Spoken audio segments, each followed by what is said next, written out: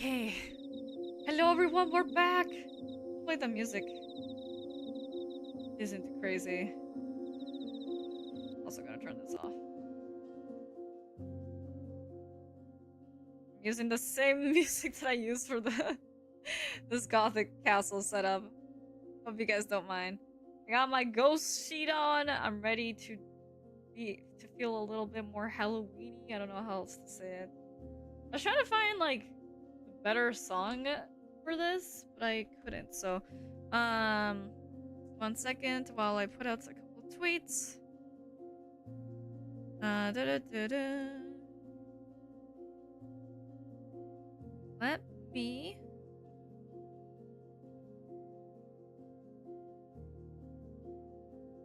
put out a tweet that please. Okay. Little bit of Scuff Central while starting this next portion of the stream. But we will be reading Carmilla now. So let me actually do this.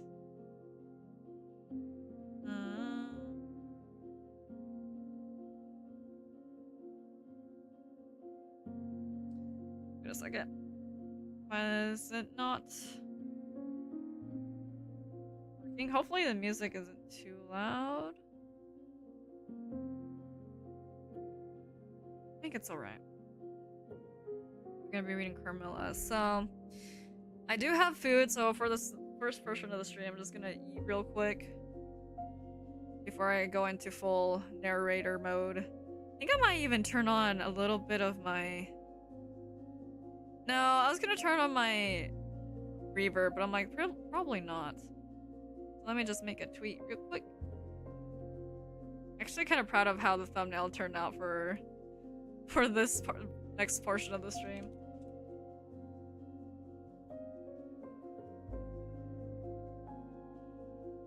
Of my Halloween streams.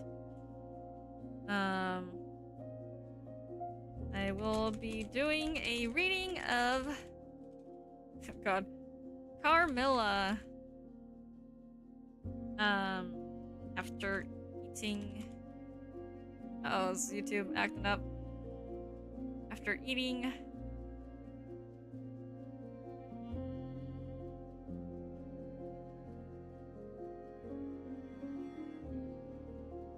Come join me for a fun gothic vampire novel. Yippee! Stream. Link.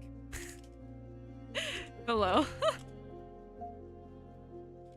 Don't mind me, guys. This is how I do my writing process.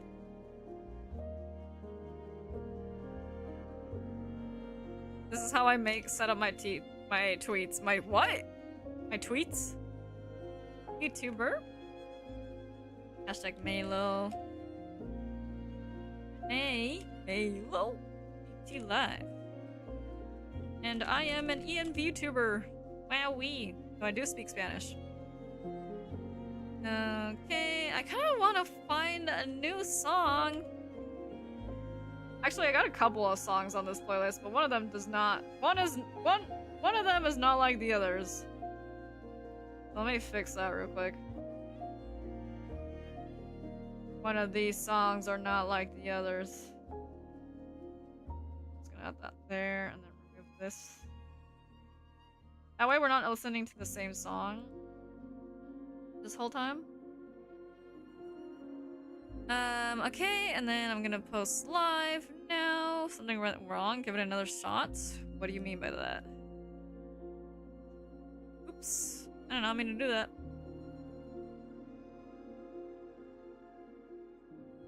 But I hope you guys are doing well this Halloween, All Hallows Eve evening. Sorry, this is taking so long to set up. But Twitter is being mean. It's not being very nice at all. Right. That should be there. And then I'm gonna like add a timestamp after I do this reading stream.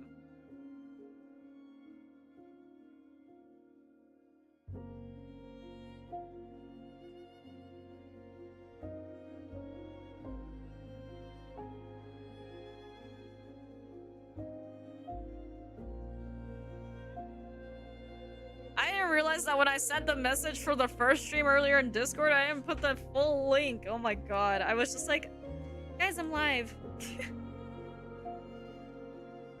That's crazy. Music might be a little loud, so I'm gonna put it down a little bit more.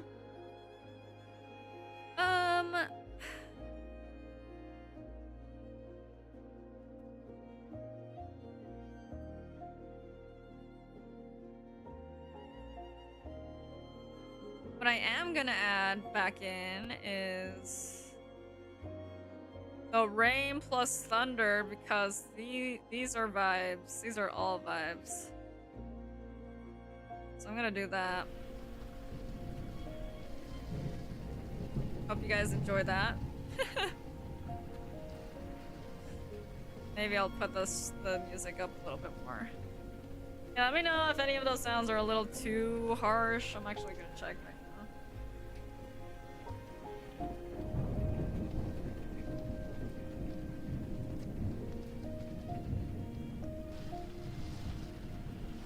Check it. Yeah, I think that's pretty good. Yeah. Alright, little snack time real quick. And we will start in like... It's at like 8, but maybe... just a little bit. Man, I can't believe... I thought that I would be able to play... No, I am not a human in like one go, but then I died, proceeded to die like 5 times because I was trying to do things the wrong way. Can't believe I did that. Actually, while I'm eating, I'm gonna set up a message. Oh my god, I thought I got rid of the song. Hello? Sorry, my bad. That was for another stream. What? What's happening? Okay. I'm gonna hit BRB while I eat. Now that I have everything set up, but see you guys in a second.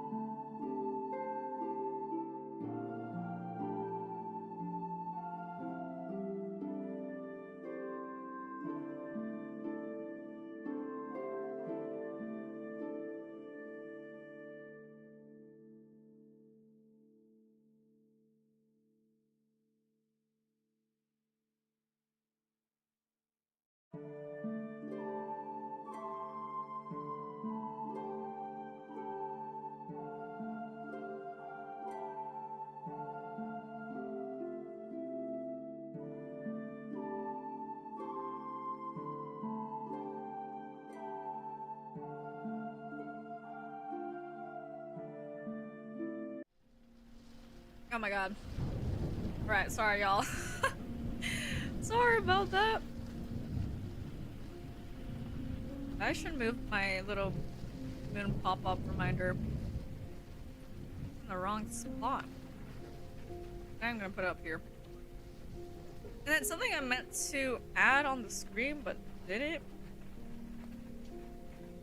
is if I can add it in somewhere else.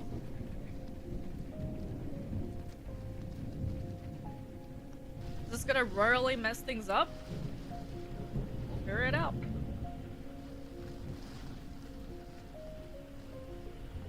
I don't know what that is. Hold on. Guys, I should have been more prepped for this. But low-key, I set everything up last minute, so... Are you comfy under that blanket? Yes! We're about to read a chilling tale. Okay, it's not actually that chilling. But I thought that to add it more to the...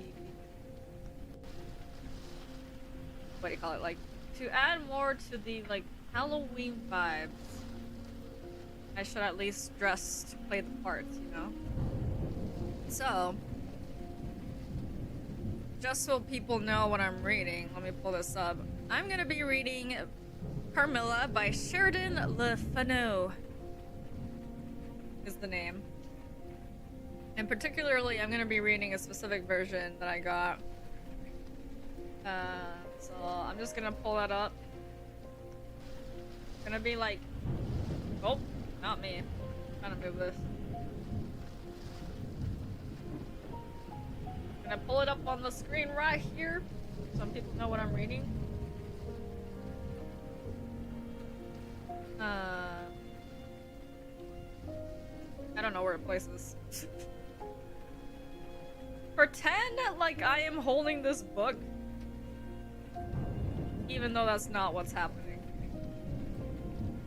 Wait, actually I can. Hold on. This is gonna be really silly. 1 second. I'm gonna switch to the BRB for like 3 seconds while I set this up. 1 moment.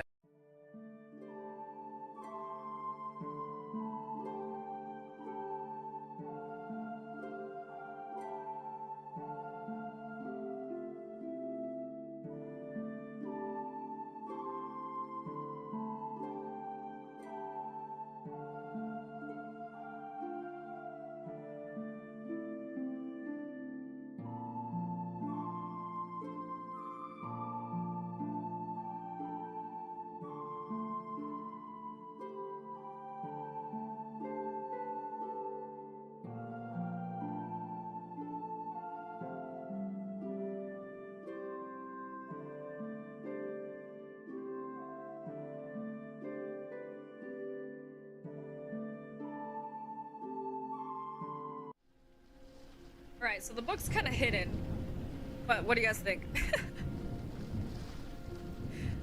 I'm also gonna get rid of this for the time being. Mildly cold tale instead of a chilling tale? Yes, mildly cold is a good way of putting it. Well, this is Carmilla. This is what I'm reading. Would it be better to have it how I had it before? I feel like you can't really see it this way.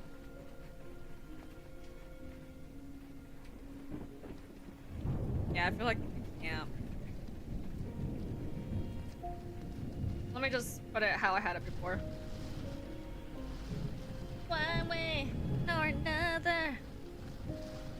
Sorry, that is not a Halloween song. But wait, how are the sounds for everything? Everything good? Pop! Okay, we're just gonna keep doing that there. Cute! Right, that's what I'm reading. Chat, I don't know why you're not showing up. You guys should exist. There we go. We're moving you over here, though. There we go. All set. Alright. Hopefully all the sounds are cozy and to your liking. Technically, I didn't finish my snack, so I might take like a mid-snack break at some point. Throughout the story reading. Maybe when we get about halfway through, I don't know. But I'm gonna be reading Sheridan Le Fanu's Carmilla. And apparently... the version that I have is described as the dark sapphic romance that inspired Dracula. So take that as you will. I do wanna... I really feel like I should add a little bit of reverb. Will the reverb be too much? I didn't test that out. I want to sound a bit icky. I add this in, guys. Do I sound like too crazy reverby?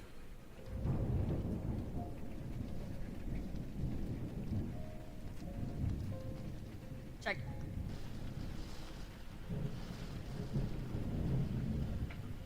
Does this sound too crazy? Does it sound like internal thoughts rather than like a reverb?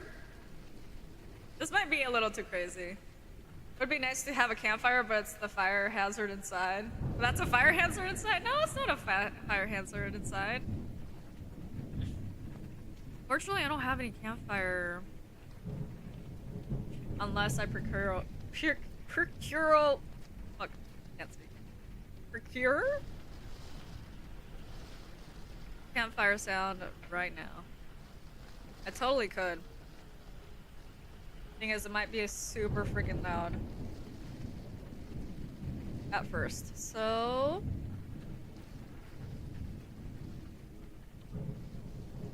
I can add campfire real quick, so it's like even more cozy, spooky. Also, yes, we do have Moonlight Sonata playing right now.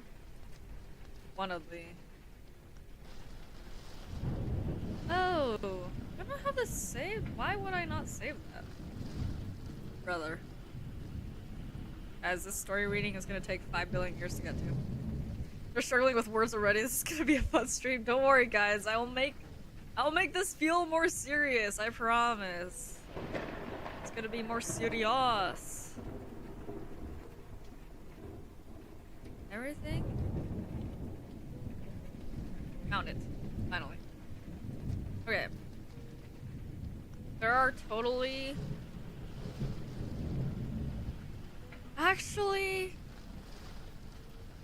No, I can't find a campfire sound. I forgot that I actually intentionally wanted to set up a campfire sound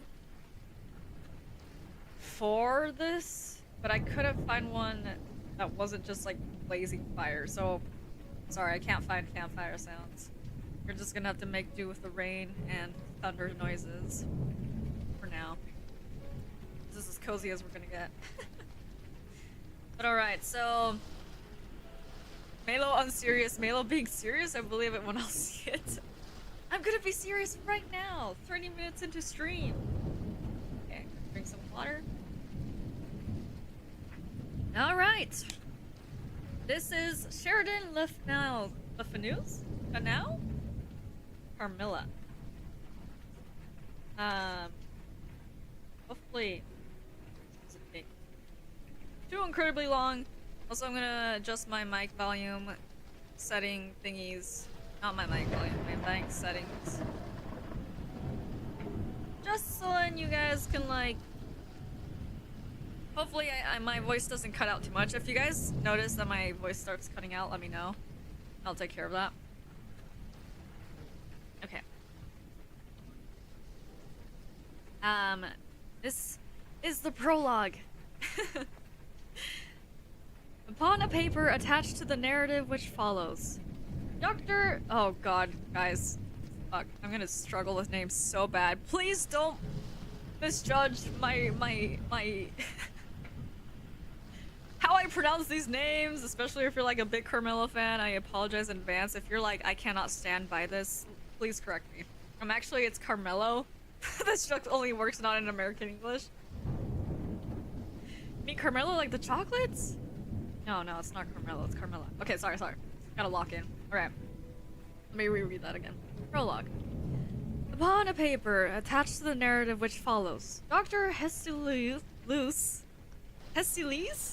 has written a rather elaborate note, which he accompanies with a reference to his essay on the strange subject which the manuscript illuminates. This mysterious subject he treats in that essay with his usual learning and acumen, with remarkable directness and condensation. It will form but one volume of the series of that extraordinary man's collected papers.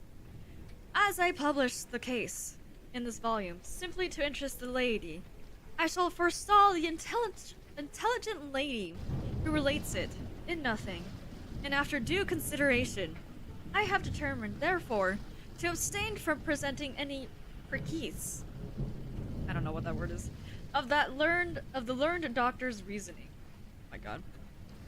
Or extract from his statement on a subject which he describes as involving, not improbably, some of the profoundest arcana of our dual existence and its intermediates. I was anxious, on discovering this paper, to reopen the correspondence commenced by Dr. Jesus so many years before with a person so clever and careful as his informant seems to have been. Much to my regret, however, I found that she had died in the interval. She, probably, could have added a little to the narrative, which she communicates in the following pages with, so far as I can pronounce, such conscientiousness, particularly. Oh my god, guys, sorry, I'm really bad at reading, apparently. I'm really bad at reading, apparently, but that was the prologue, so... apparently there's this woman that wrote a series of papers, and within these papers we will see what story she will tell us about what happened to her in the past. Unfortunately, this woman is not currently alive, which is rather unfortunate. But we shall see where this story leads us. Right. Chapter 1. An Early Fright. In Syria, we thought by no means magnificent people inhabit a palace or scholos. A small income in that part of the world goes a great way. 800 or 900 a year does wonders. Scantily enough, ours would have answered among wealthy people at home. My father is English, and I bear an English name, although I never saw England. But here, in this lonely and primitive place, where everything is so marvelously cheap, I really don't see how ever so much more money would at all materially add to our comforts, or even luxuries. My father was in the Austrian service, retired upon a pension, and his patrimony purchased this feudal residence and small estate on which stands a bargain. Also, let me read chat real quick, sorry. I will interrupt the chapter reading for a second. Oh, whoops, I forgot about time zones when you said you were starting at 10. Yeah, sorry. 10 p.m. EDT. It's okay, we all know writers are notoriously terrible at reading. I don't know what you're talking about. Okay. I'll probably catch up to chat after I finish reading each chapter, just so you guys know. So if there's any commentary you would like to add or reactions you would like to have for the readings, please include them, because I will read them after I'm done with each chapter. Alright. Nothing can be more picturesque or solitary. It stands on a slight eminence in a forest. The road, very old and narrow, passes in front of its drawbridge, never raised in my time, and its moat, stocked with perch and sailed over by many swans, and floating on its surface white fleets of water lilies. Water lilies. Overall, this scholas shows its many windowed fronts, its towers, and its Gothic chapel. The forest opens in an irregular and very picturesque glade before its gate, and at the right, a steep Gothic bridge carries the road over a stream that winds in deep shadow through the wood. I have said that this is a very lonely place. Judge whether I speak the truth. Looking from the hall door towards the road, the forest in which our castle extends 15 miles to the right and 12 to the left. The nearest inhabited village is about 7 of your English miles to the left. The nearest inhabited scholas of any historic associations is that of the old General Spielsdorf, nearly 20 miles away to the right. I have said the nearest inhabited village because there is, only 3 miles westward, that is to say, in the direction of General Spielsdorf's scholas, a ruined village, with its quaint little church, now roofless, and the aisle of which are the moldering tombs of the proud family of Karnstein, now extinct, who once owned the equally desolate chateau which, in the thick of the forest, overlooks the silent ruins of the town. respecting the cause of the desertation of this striking and melancholy spot, there's a legend which I shall relate to you another time. I must tell you now, how very small is the party who constitute the inhabitants of our castle. I don't include the servants or those dependents who occupy rooms in the buildings attached to this gloss. Listen and wonder. My father was the kindest man on earth, but growing old, and I, at the date of my story, only 19. 8 years have passed since then. I and my father constituted the family at the Skloss. My mother, a Styrian lady, died in my infancy, but I had a good-natured governess who had been with me from, I must almost say, my infancy. I could not remember the time when her fat, big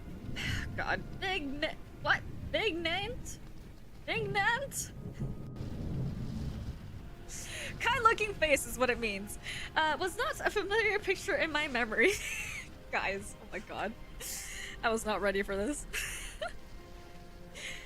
This was Madame Perodon, a native of Bern, whose care and good nature now in part supplied to me the loss of my mother, whom I do not even remember, so early I lost her. She made a third at her little dinner party. There was the fourth, Mademoiselle de La Fontaine, a lady such as you term, I believe, sorry, I apologize, I need to change the picture, not the picture, the page. Finishing governess. She spoke French and German, Madame Perdon French and broken English, to which my father and I added English, which partly to prevent its becoming a lost language among us, and partly from patriotic motives we spoke every day. The consequence was a babel, at which strangers used to laugh, and which I shall make no attempt to reproduce in this narrative. And there were 2 or 3 young lady friends besides, pretty nearly my own age, who were occasional visitors for longer or shorter terms. These visits I sometimes returned. There were our regular social resources, but of course there were chance visits from neighbors of only 5 or 6 leagues distance. My life was, notwithstanding, rather a solitary one, I can assure you. I need to drink water real quick.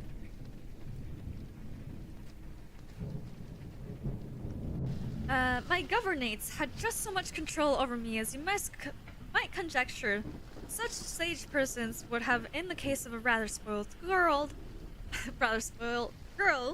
whose only parent allowed her pretty nearly her own way in everything. The first occurrence in my existence which produced a terrible impression upon my mind, which, in fact, never has been effaced, was one of the very earliest incidents in my life, which I can now recollect. Also, I just realized the music, totally did not continue. Why is it doing this? 1 moment.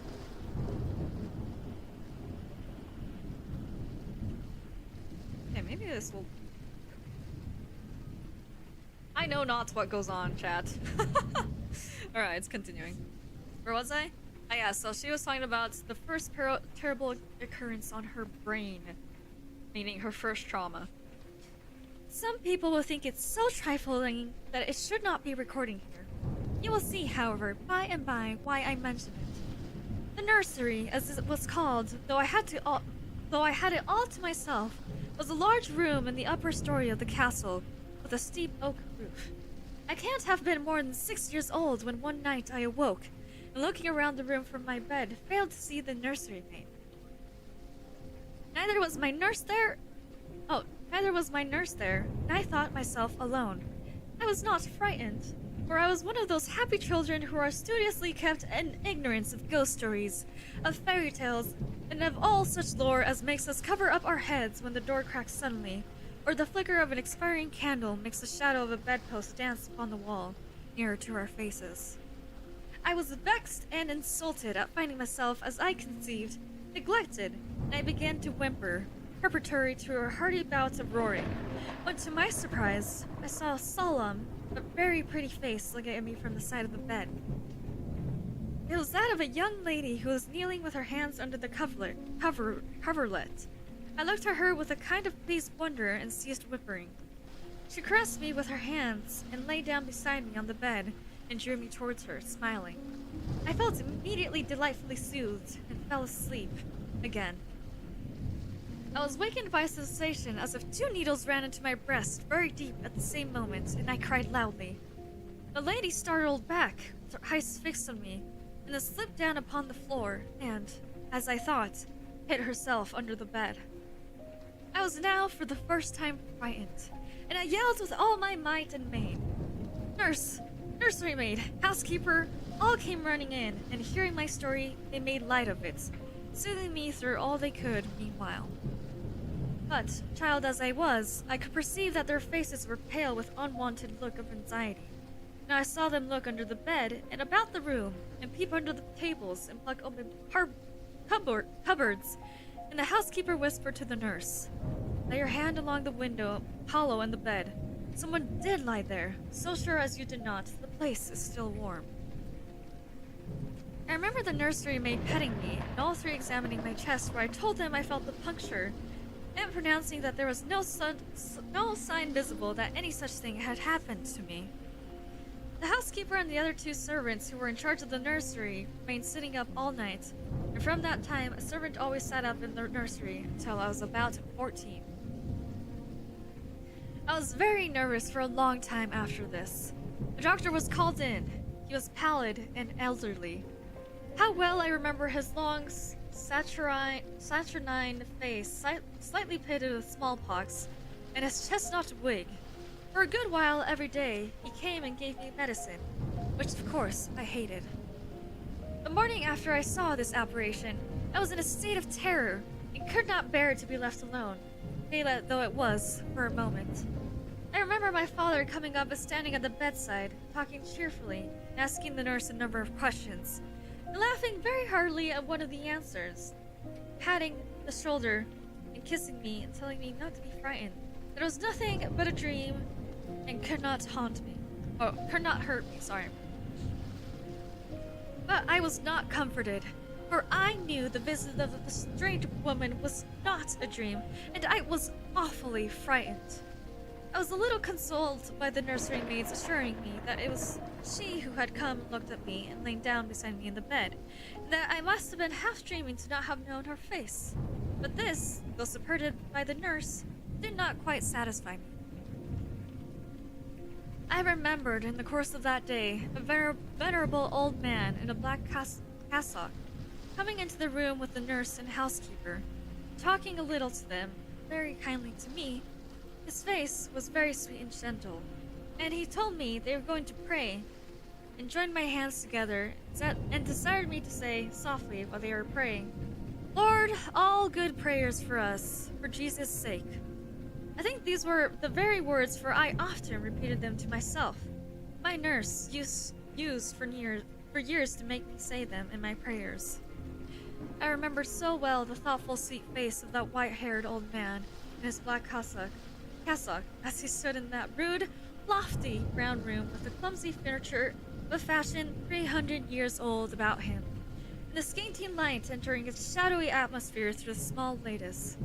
He kneeled, and the 3 women with him, and he prayed aloud with an earnest, quavering voice for what appeared to me a long time. I forget all my life preceding that event, and for some time after it is all obscure also, but the scenes I have just described stand out vivid as these isolated pictures of the phantasmagoria surrounded by darkness. That's the end of chapter 1. My god, sorry guys, I kept tripping on my words. Also, I just realized I should have gotten more water before I started this reading stream, but too late. Okay, let me catch up with chat. Yeah, don't look over here. I'm just trying to distract you from reading by writing a long paragraph that will catch your attention and your peripheral vision. I totally did see that the whole time I was reading, and I was like, oh my god.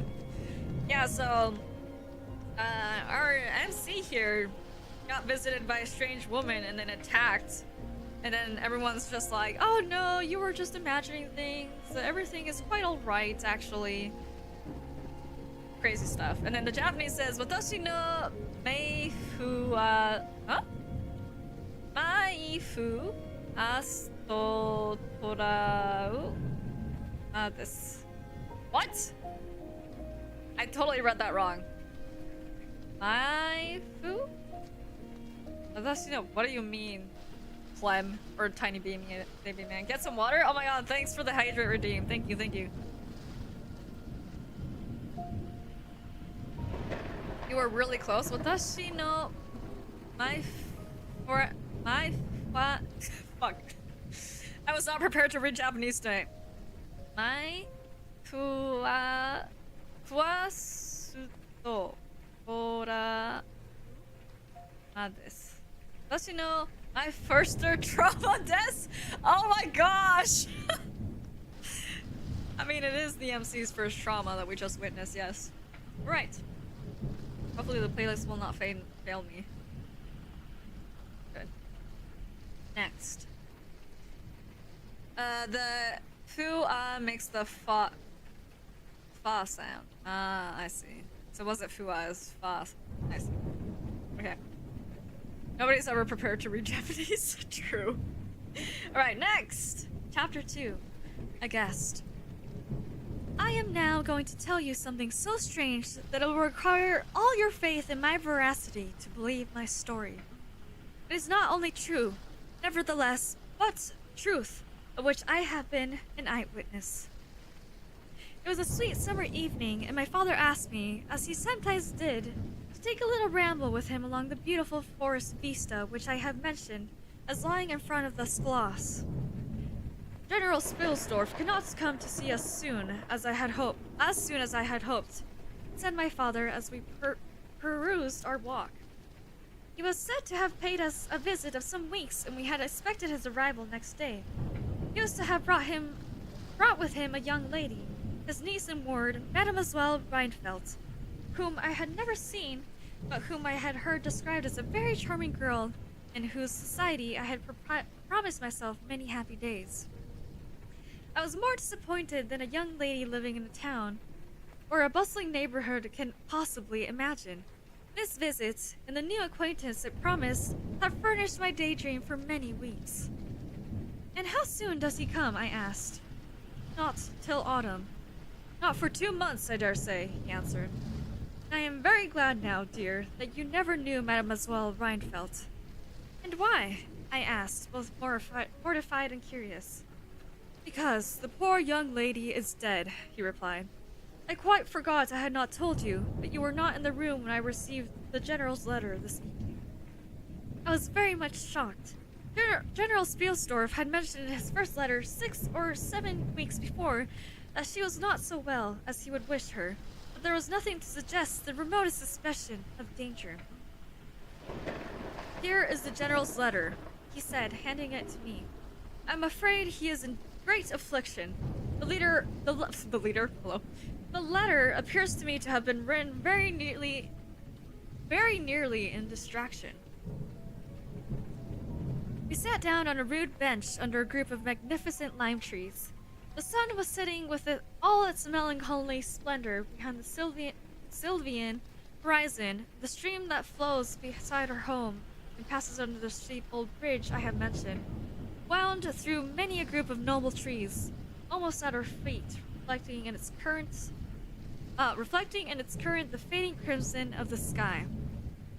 General Spielsdorf's letter was so extraordinary, so vehement, and in some places so self-contradictory that I read it twice over, the second time aloud to my father, and I was still unable to account for it except by supposing that grief had unsettled his mind.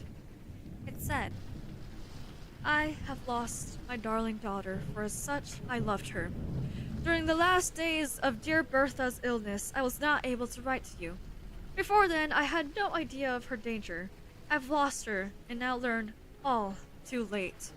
She died in the peace of innocence, and in the glorious hope of a blessed futurity. The fiend who betrayed our infatuated hospitality has done it all. I thought I was receiving into my house innocence, gaiety, a charming companion for my lost Bertha. Heavens, what a fool I have been. I thank God my child died without a suspicion of the cause of her sufferings. She has gone without so much as conjecturing the nature of her illness, and the accursed passion of the agent of all this misery. I devote my remaining days to tracking and extinguishing a monster. I am told I may hope to accomplish my righteous and merciful purpose. At present, there is scarcely a gleam of light to guide me. I curse my conceited incredulity,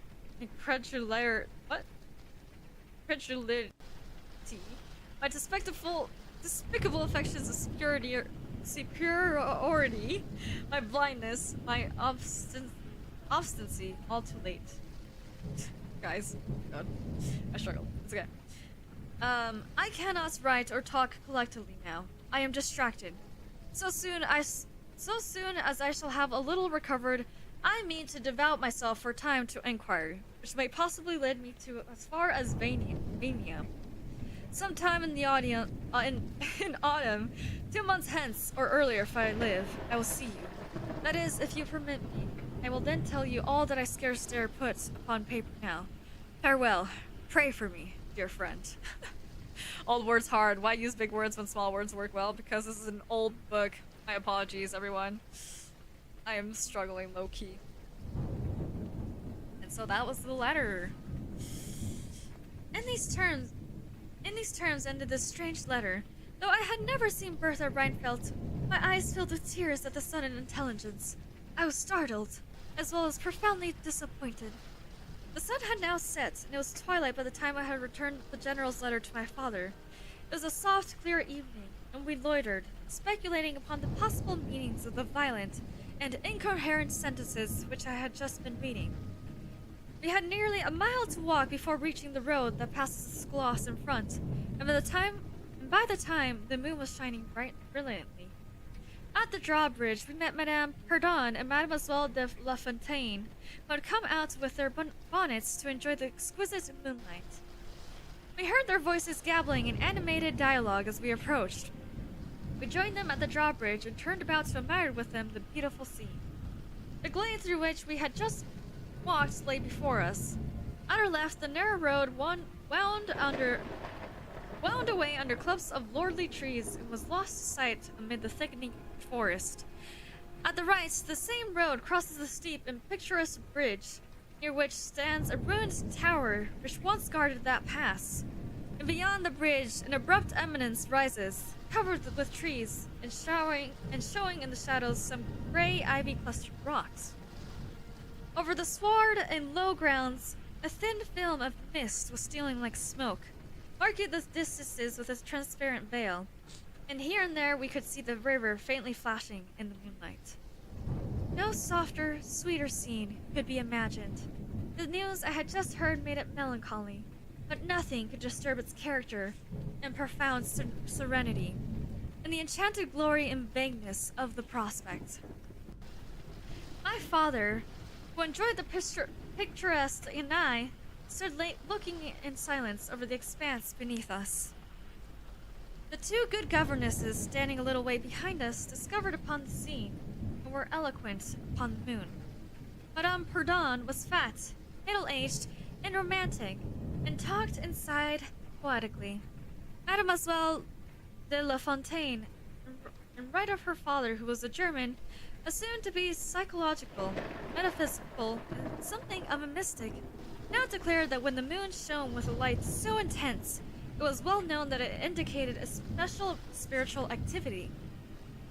The effect of the full moon in such a state of brilliancy was manifold. It acted on dreams. It acted on lunacy. It acted on nervous people. It had marvelous physical influences connected with life. Mademoiselle related that her cousin, who was mate of a merchant ship, having taken a nap on deck on such a night, lying on his back, with his face full in the light of the moon, had wakened, after a dream of an old woman clawing him by the cheek, with his features horribly drawn to one side, and his countenance had never quite recovered its equilibrium.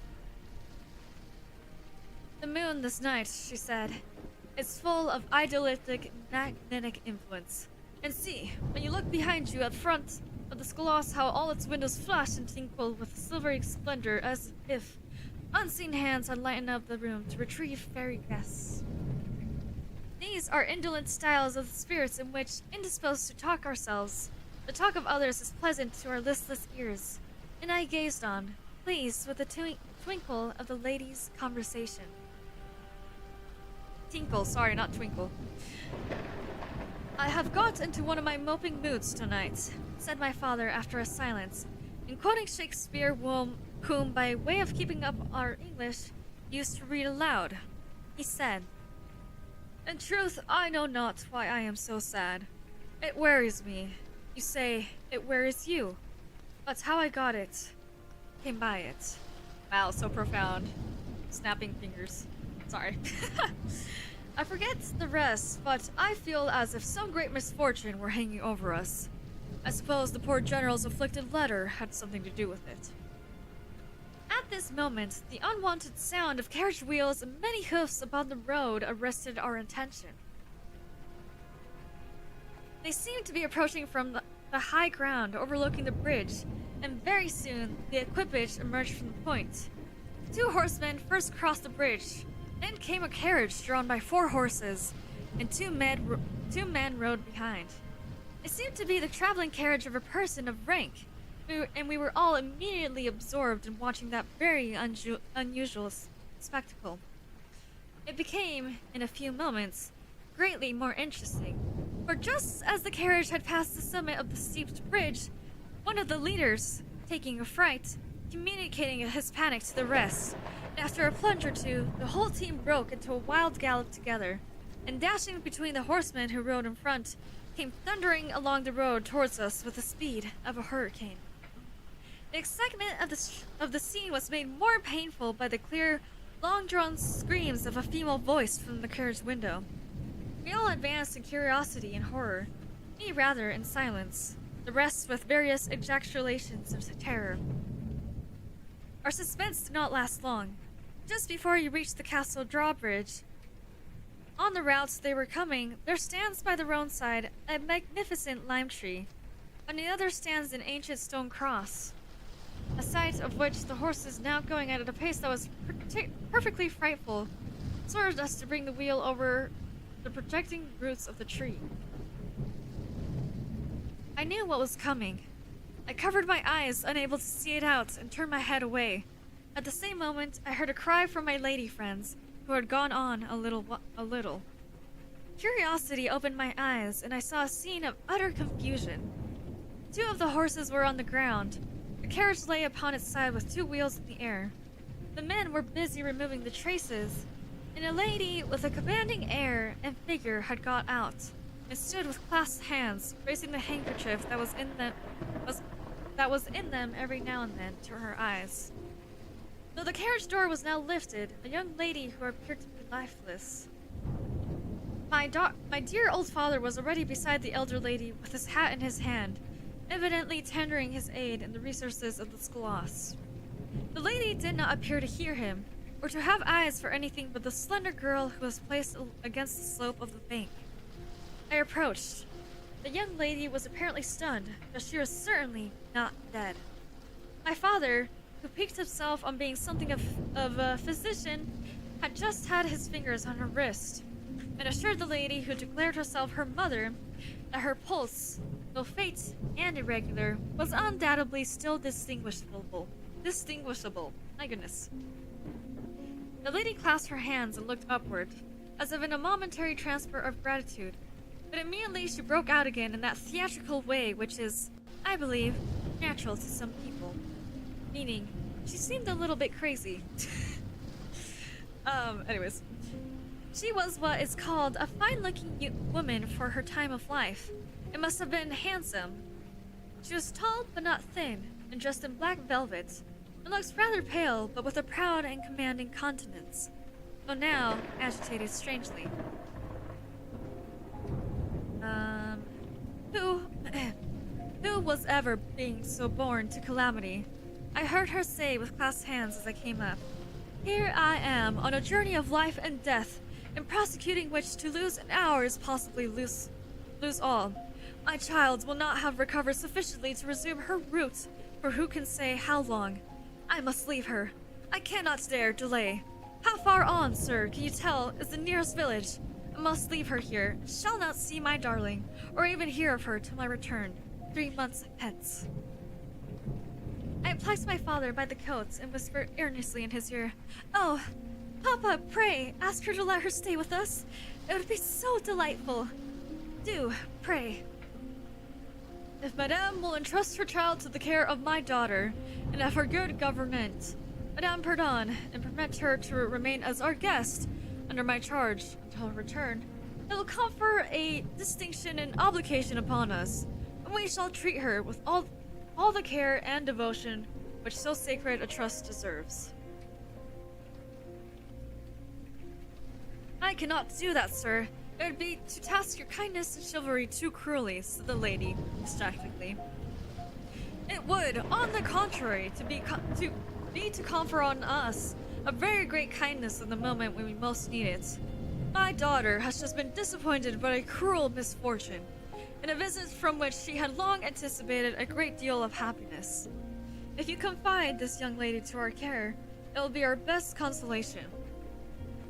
The nearest village on your route is distant, and affords no such inn as you could think of placing your daughter at. You cannot allow her to continue her journey for any considerable distance without danger.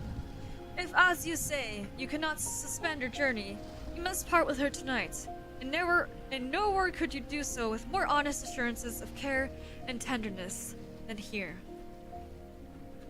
There's something in this lady's air and appearance so distinguished and even imposing, and in her manner so engaging as to impress one, quite apart from the dignity of her equipage, with the conviction that she was a person of consequence.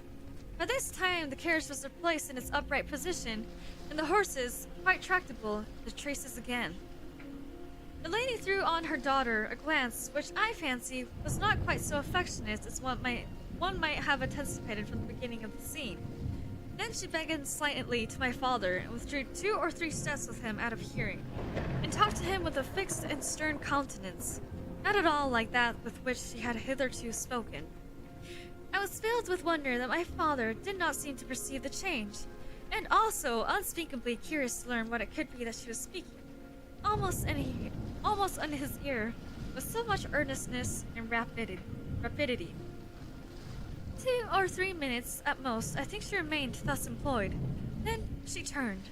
A few steps brought her to where her daughter lay, supported by Madame Pardon. She kneeled beside her for a moment and whispered, as Madame supposed, a little vindication in her ear. Then hastily kissing her, she stepped into her carriage. The door was closed. The footmen in stately liveries jumped up behind. The outriders spurred on. The postilions cracked their whips.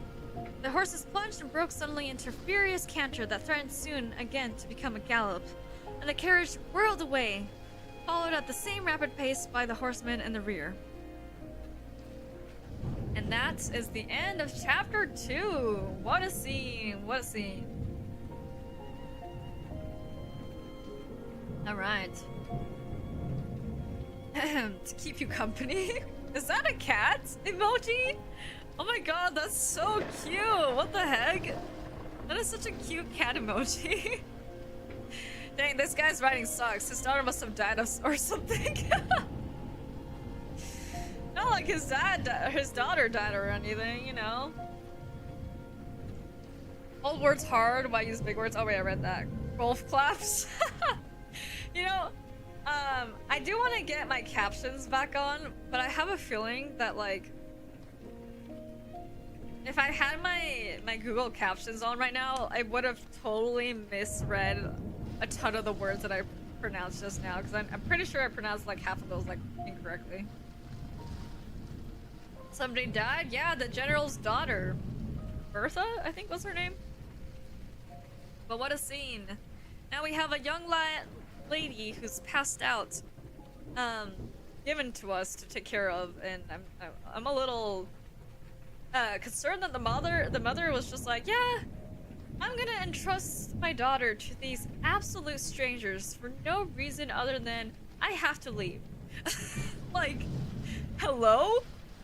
Madame, could you perhaps consider not just leaving your daughter to some strangers or whatever?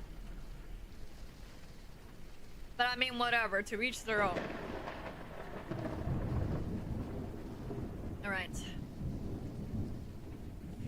let me continue with Chapter 3. We compare notes. Also, I don't remember how many chapters there are in this. Let's see. Not a lot. This isn't a super big book. 3, 4, 5, 6, 7, 8,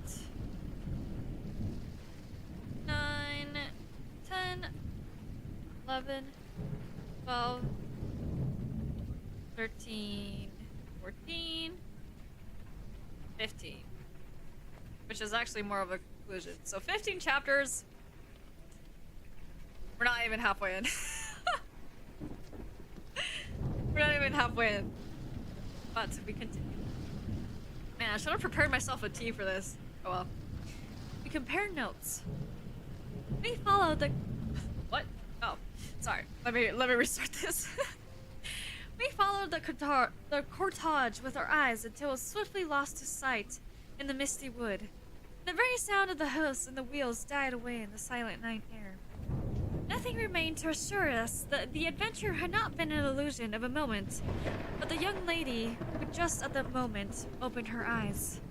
I could not see, for her face was turned from me, but she raised her head, evidently looking about her, and I heard a very sweet voice asking complainingly. Wait, shit, I haven't thought about what voice I would give her. I think she has a generally kind of lower voice, so... Where is Mama? Our good Madame Perdon answered tenderly and added some comfortable assurances. I then heard her ask, Where am I? What is this place? And after that she said, I don't see the carriage. And Matska, where is she?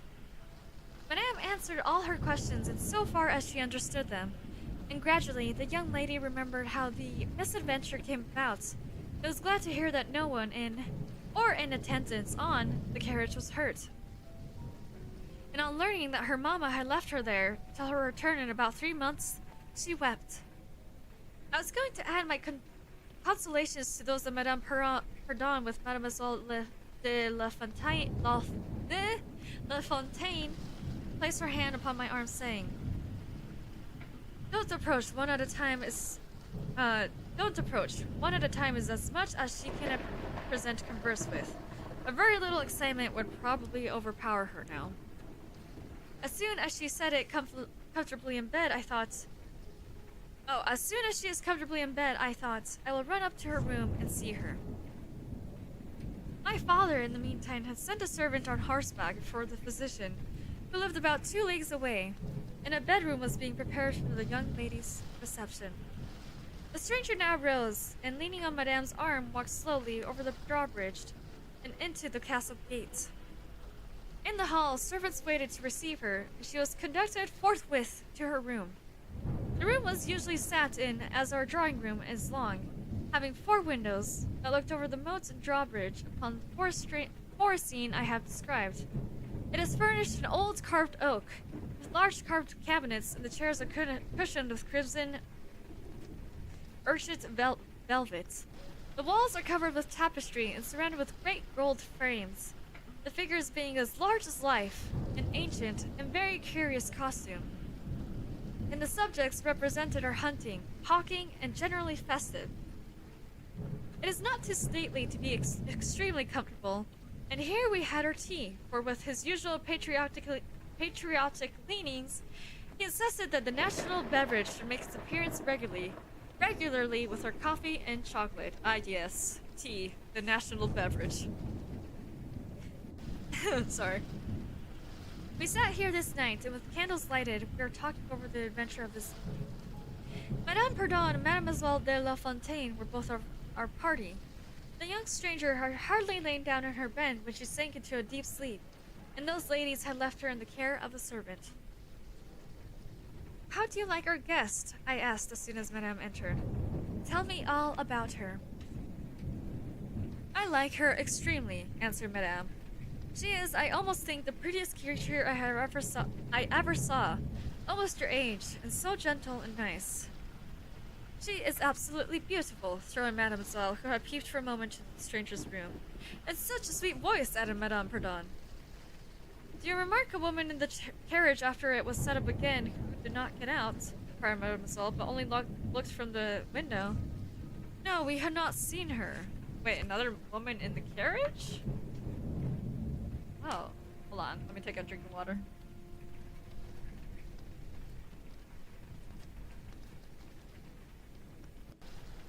Where am I? Oh yeah. Then she described a hideous woman who was gazing all the time from the carriage window, nodding and grinning derisively toward the ladies, with gleaming eyes and large white eyeballs and her teeth set as if in a fury. Did you remark what an ill-looking pack of men the servants are? Asked Madame. Yes, said my father, who had just come in. Ugly, hangdog-looking fellows as I've ever beheld in my life. I hope they mayn't rob the poor lady in the forest. They're clever they're clever rogues. However, they got everything right in a minute. I think it'd be really funny if you were listening to an audiobook and the person in it is like, ah, frick, ah, crap, I didn't think of a voice for the character yet. Yeah, guys, sorry if you're using this as an audiobook. I am not a professional story reader. I just thought it would be fun for Halloween. I have run out of water, chat! I think after this next chapter, I'm gonna take a quick little run to go get some more water. So we're talking about the strange people that came with the carriage. I dare say they are worn out with too long traveling, said Madame. Besides, looking wicked, their faces were so strangely lean and dark and sullen. I'm very curious, I own, but I dare say the young lady will tell you all about it tomorrow, if she is sufficiently recovered. I don't think she will, said my father with a mysterious smile and a little nod of his head, as if he knew more about it than he cared to tell us. Also, for the narration, I think I'm just gonna go back to my normal voice. And only when the MC is talking, I'll go to her voice. Unless she's very like, and I thought... Anyways. This made us all the more inquisitive as to what had passed between him and the lady in the black velvet, and the brief but earnest interview that had immediately preceded her departure. We were We were scarcely alone when I entreated him to tell me. He did not need much pressing. There is no particular reason why I should not tell you. She expressed a reluctance to trouble us with the care of her daughter, saying she was in delicate health and nervous, but not subject to any kind of seizure. She volunteered that, nor to any illusion, being in fact perfectly sane.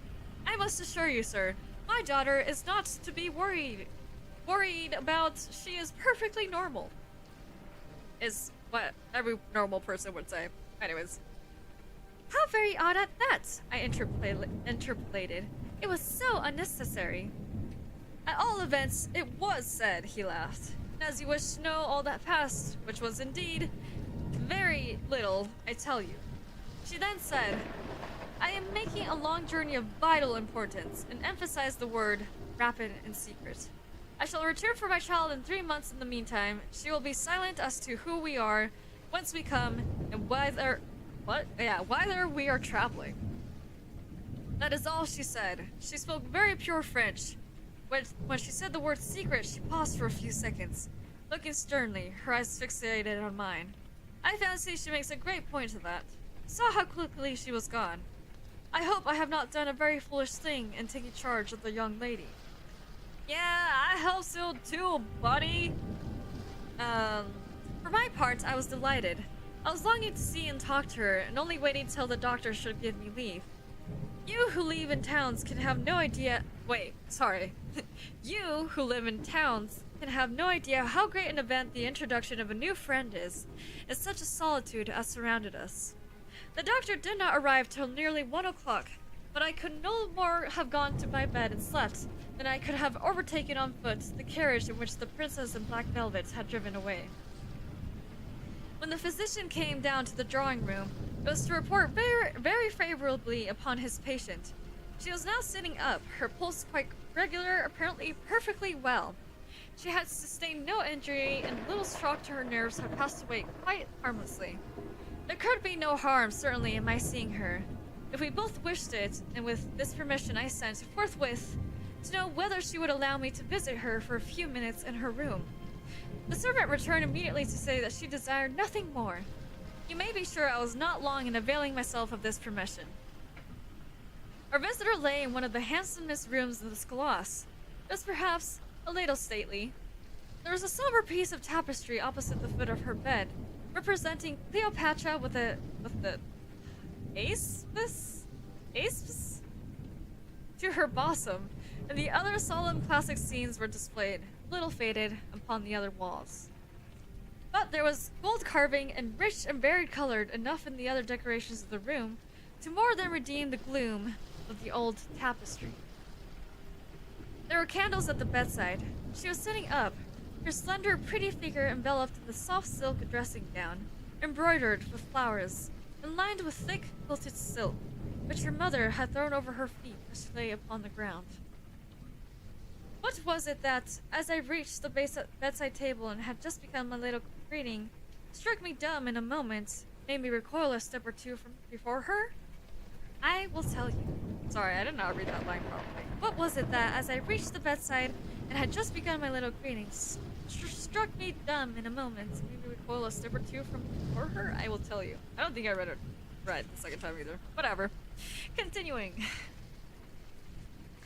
I saw the very face which had visited me in my childhood at night, which remained so fixated in my memory, and so which I had for so many years so often ruminated with horror, when no one suspected of what I was thinking. It was pretty, even beautiful, and when I beheld it, wore the same melancholy expression. But this almost instantly lightened to a strange fixed smile of recognition. There was a silence of fully a minute, and then at length she spoke. I could not. How wonderful, she exclaimed. 12 years ago, I saw your face in a dream, and it has haunted me ever since. Wonderful indeed, I repeated, overcoming with an effort the horror that had for the first time suspended my utterance. 12 years ago, in vision or reality, I certainly saw you. I could not forget your face. It has remained before my eyes ever since. Her smile had softened. Whatever I had fancied strange in it was gone, and it and her dimpling cheeks were now delightfully pretty and intelligent. I felt reassured and oh my god, it's just hold on, I just realized the music stopped playing again. Why does it keep doing this? Hello? Anyways. I felt reassured and continued more in the vein which hospitality indicated, to bid her welcome and tell her how much pleasure her accidental arrival had given us all, and especially what a happiness it was to me. I took her hand as I spoke. I was a little shy, as lonely people are, but the situation made me eloquent, and even bold. She pressed my hand, she laid hers upon it, and her eyes glowed, as, looking hastily into mine, she smiled again and blushed. She answered my welcome very prettily. I sat down beside her, still wondering, as she said, I must tell you my vision about you. It is so very strange that you and I have had, each of the others, so vivid a dream that each should have seen. I you, and you me, thinking of as we do now, when of course we both were mere children. I was a child, about 6 years old, and I woke from a confused and troubled dream, and found myself in a room unlike my nursery, wainscoted clumsily in some dark wood, and with cupboards and bedsteads, chairs and benches placed about it. The beds were, I thought, all empty, the room itself without anyone but myself in it, and I. After looking about me for some time, and admired especially an iron candlestick with 2 branches, which I should certainly know again, crept under one of the beds to reach the window. But as I got from under the bed, I heard someone crying, and looking up, while I was still upon my knees, I saw you. Most assuredly you, as I see you now, a beautiful young lady with golden hair and large blue eyes, and lips, your lips, you, as you here. Your looks won me, and I climbed on the bed and put my arms about you, and I think we both fell asleep. I was aroused by a scream. You were sitting up screaming. I was frightened and slipped down upon the ground and, it seemed to me, lost consciousness for a moment. And when I came to myself, I was again in my nursery at home. Your face, I have never forgotten since. I could not be misled by mere resemblance. You are the lady whom I saw then. Sorry. It was now my turn to relate my corresponding vision, which I did, to the undisguised wonder of my new acquaintance. I don't know which should be most afraid of the other, she said again, smiling. Oh, sorry. No, this is the wrong voice. My bad. I don't know which should be the most afraid of the other, she said again, smiling. If you were less pretty, I think I should be very much afraid of you. But being as you are, and you and I both so young, I feel only that I have made your acquaintance 12 years ago, and have already a right to your intimacy. At all events, it does seem as if we were destined, from our earliest childhood, to be friends. I wonder whether you feel as strangely drawn towards me as I do you. I have never had a friend. Shall I find one now? She sighed, and her fine dark eyes gazed passionately on me. Okay, girl, calm down. Now, the truth is, I felt rather unaccountably towards the beautiful stranger. I did feel, as she said, drawn towards her. But there was also something of repulsion. In this ambiguous feeling, however, the sense of attraction immensely prevailed. She interested and won me, so she was so... Oh my god. She was so beautiful and so indescribably engaging. I perceived now something of languor and exhaustion stealing over her, and hastened to bid her good night. The doctor thinks, I added, that you ought to have a maid to sit up with you tonight. One of ours is waiting, and you will find her a very useful and quiet creature. How kind of you, but I could not sleep. I never could with an attendant in the room. I shan't require any assistance, and, shall I confess my weakness, I am haunted with the terror of robbers. Our house was robbed once, and 2 servants murdered, so I always locked my door. It has become a habit, and you look so kind, I know you will forgive me. I see there is a key in your lock. She held me close in her pretty arms for a moment and whispered into my ear. Good night, darling. It is very hard to part with you, but good night. Tomorrow, but not early, I shall see you again. She sank back on the pillow with a sigh, and her fine eyes followed me with a fond and melancholy gaze. She murmured again, Good night, dear friend. Young people like, and even love, on impulse. I was flattered by the evident, though as yet undeserved, fondness she showed me. I liked the confidence with which she had once received me.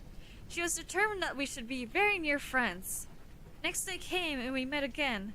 I was delighted with my companion, this is to say, in many respects. Her looks lost nothing in daylight. She was certainly the most beautiful creature I had ever seen, and the unpleasant remembrance of the face presented in my early dream had lost the effect of the first unexpected recognition. She confessed that she had experienced a similar shock on seeing me, and precisely the same faint antipathy that had mingled with my admiration of her.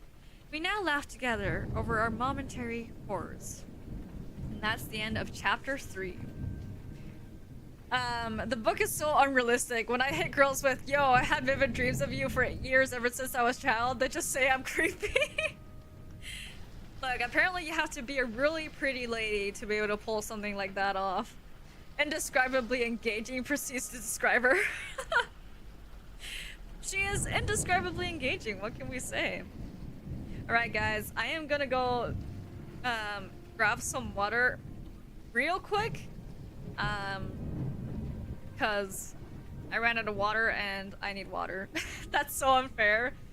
I'm sorry. There's not much I can do about that. Okay, I'll be right back. BRB!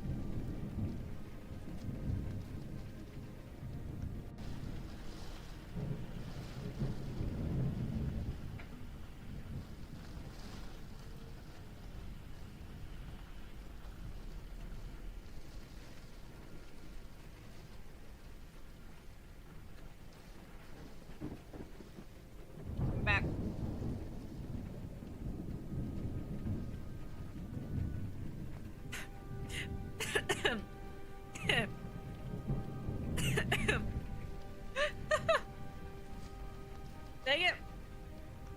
Crystal, I blame you. I took a bite of my snack again. We get started choking.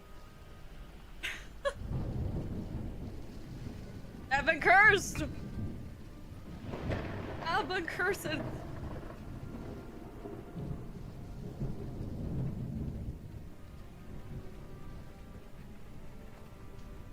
Alright.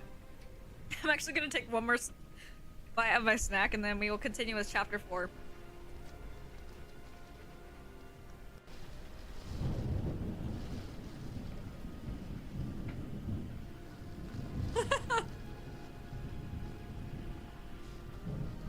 I wasn't trying to choke on my snacks, okay?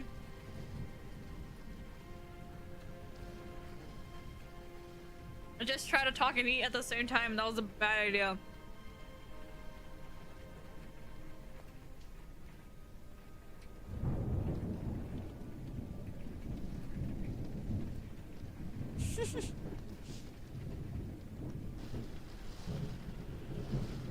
My god. Okay. Soon. I'll be done I'll be done soon.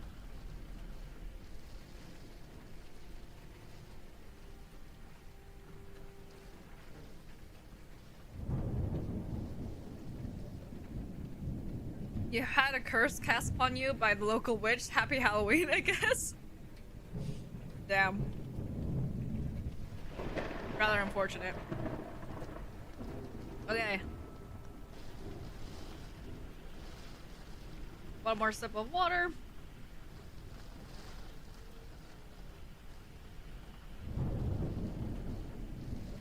All right. Now we're moving on to chapter 4. Her habits, a saunter. I told you that I was charmed with her in most particulars. There were some that did not please me so well. She was above the middle height of a woman. I shall begin by describing her. Why? So I wonder if I do this if it just sticks. Sorry, my music is like bothering me. I don't know why it keeps pausing. Right. So now we're describing this lady that is apparently so very dear to us, even though we just met her. She was slender and wonderfully graceful, except that her movements were languid. Very languid. Indeed, there was nothing in her appearance to indicate an invalid. Her complexion was rich and brilliant. Her features were small and beautifully formed. Her eyes large, dark, and lustrous. Her hair was quite wonderful. I never saw hair so magnificently thick and long when it was down about her shoulders. Oh my god.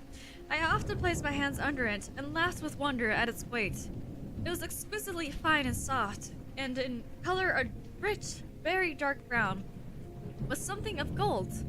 I left to let it down, tumbling with its own weight, as, in her room, she lay back in her chair, talking in her sweet, low voice.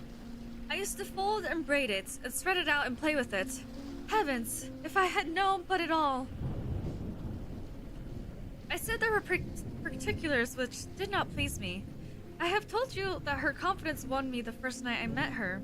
Oh, sorry, I saw her, but I found that she exercised with respect to herself, her mother, her history, everything in fact connected with her life, plans, and people, in ever wakeful reserve.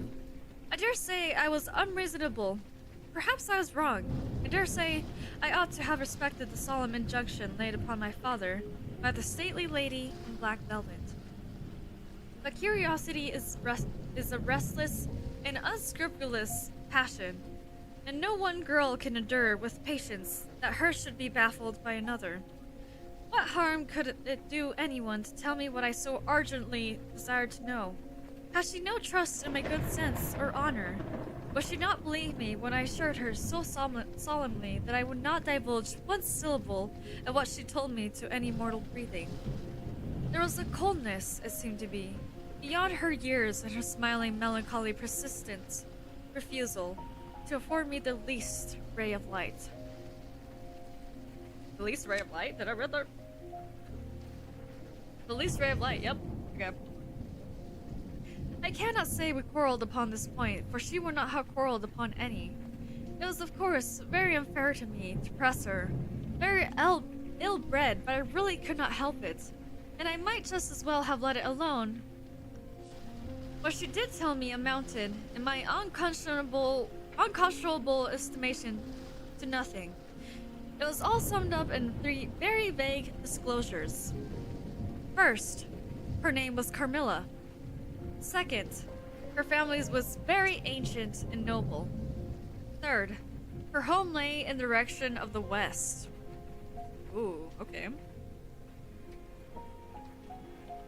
She would not tell me the name of her family, nor their armorial bearings, nor the name of their estate, nor even the country they lived in. You are not to suppose that I worried her insistently on these subjects. I watched opportunity, and rather insinuated than urged my inquiries. Once or twice, indeed, I did attack her more directly, but no matter what my tactics, utter failure was invariably the result.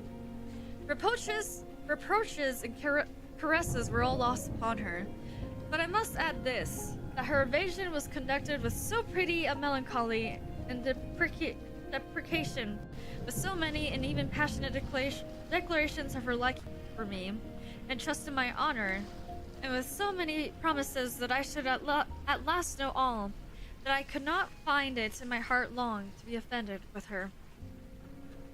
She used to place her pretty arms about my neck, draw me to her, and lay her cheek to mine, murmur with her lips near my ear. Dearest, your little heart is wounded.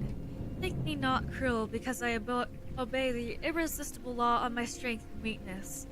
If your dear heart is wounded, my wild heart bleeds with yours. In the rapture of my enormous humiliation, I live in your warmth life, and you shall die. Die sweetly. Die into mine. I cannot help it, as I draw near to you. In your turn, will draw near to others, and learn the rapture of that cruelty, which yet is love. So, for a while, seek no more of me and mine, but trust me with all your loving spirit. And when she had spoken such a rhapsody, she would press me more closely in her trembling embrace, and her lips and soft kisses gently glow upon my cheek. Her agitations and her language were unintelligible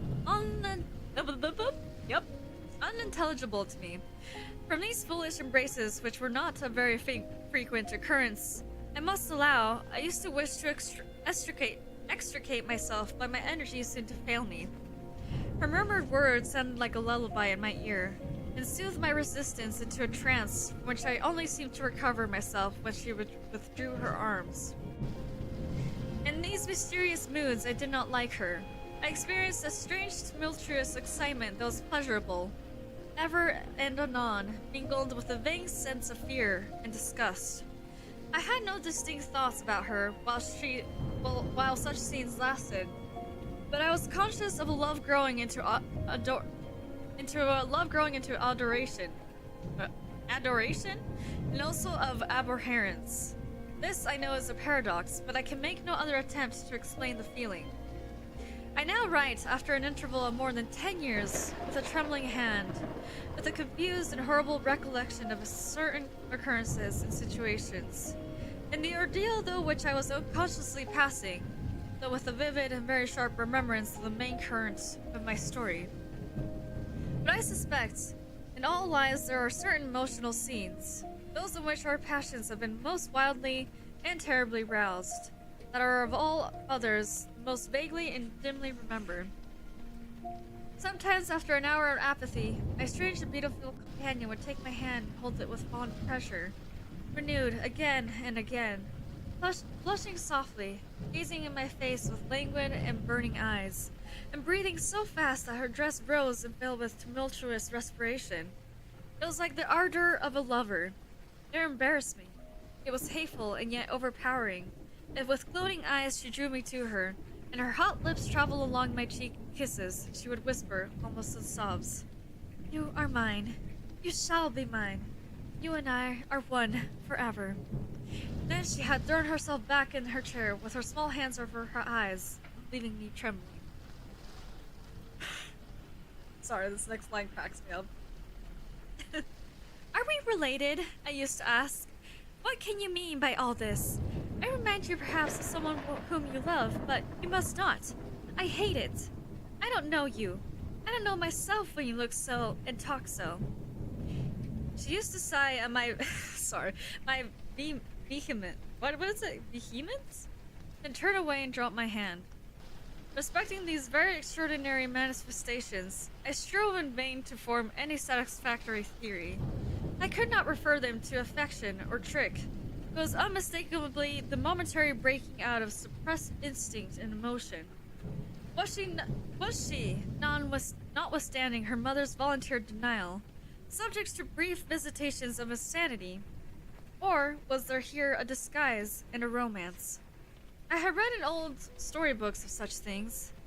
What if a boyish lover had found his way into the house and sought to prosecute his suit in masquerade with the assistance of a clever old adventuress? There were many things against this hypothesis, highly interesting as it was to my vanity. I could boast of no little attentions such as a masculine gallantry delights to offer. Between these passionate moments there were long intervals of commonplace, of gaiety, of brooding melancholy, during which, except that I detected her eyes so full of melancholy fire, following me, at times I might have been as nothing to her. Except in these brief periods of mysterious excitement, her ways were girlish, and there was always a languor about her, quite incompatible with the masculine system and state of health. In some respects, her habits were odd, perhaps not so singular in the opinion of a town lady like you as they appear to us rustic people. She used to come down very late, generally not until 1 o'clock. She would then take a cup of chocolate but eat nothing. We then went out for a walk, which was a mere saunter. She seemed almost immediately exhausted, and either returned to the schoolhouse or sat on one of the many benches that were placed here and there among the trees. This was a bodily languor in which her mind did not sympathize. She was always an animated talker and very intelligent. She sometimes alluded for a moment to her own home, or mentioned an adventure or situation or early recollection which indicated a people of strange manners and described customs of which we knew nothing. I gathered from these chances hints that her native country was much more remote than I had at first fancied. As we sat thus one afternoon under the trees, a funeral passed us by. It was that of a pretty young girl, whom I had often seen, the daughters of one of the rangers of the forest. The poor man was walking behind the coffin of his darling.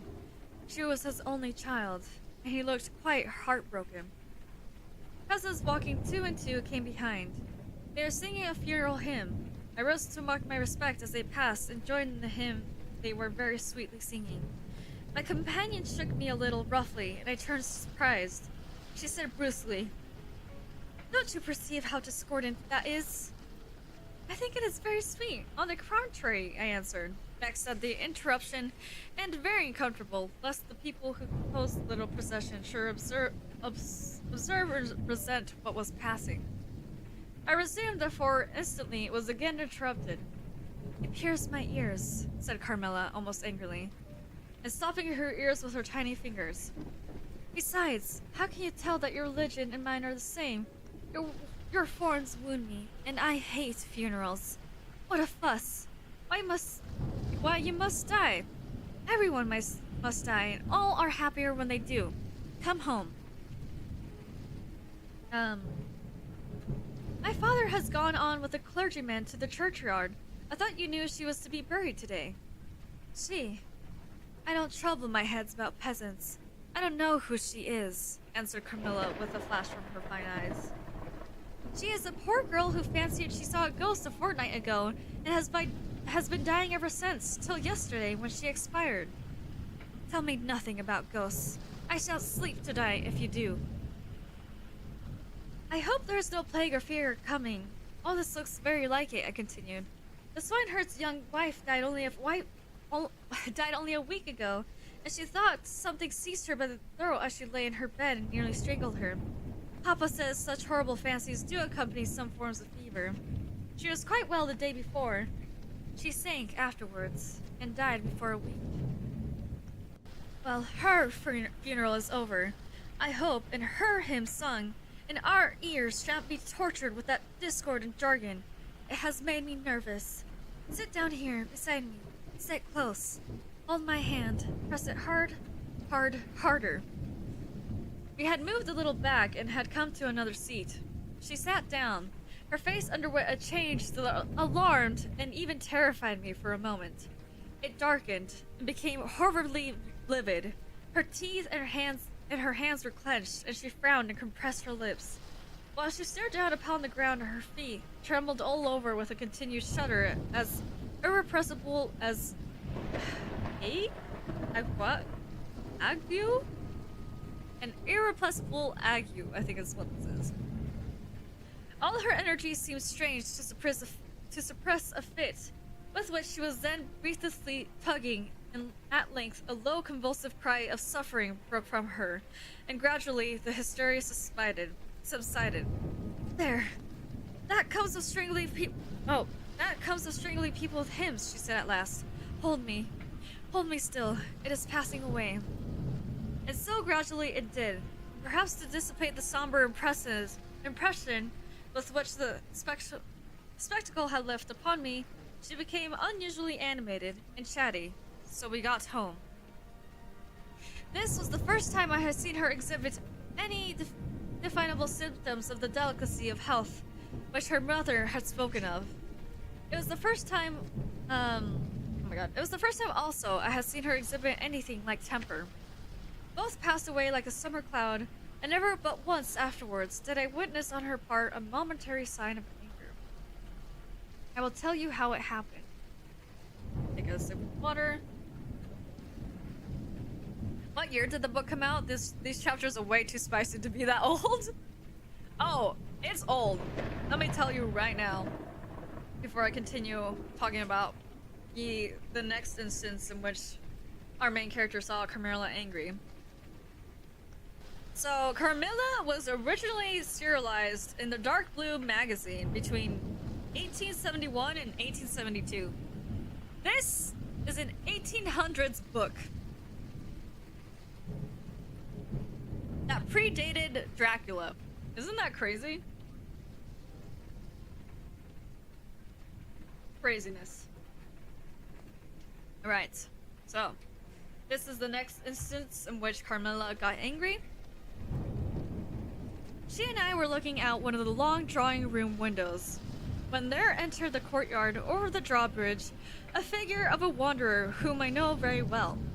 He used to visit the Schloss generally twice a year. It was the figure of a hunchback with the sharp, lean features that generally accompany deformity.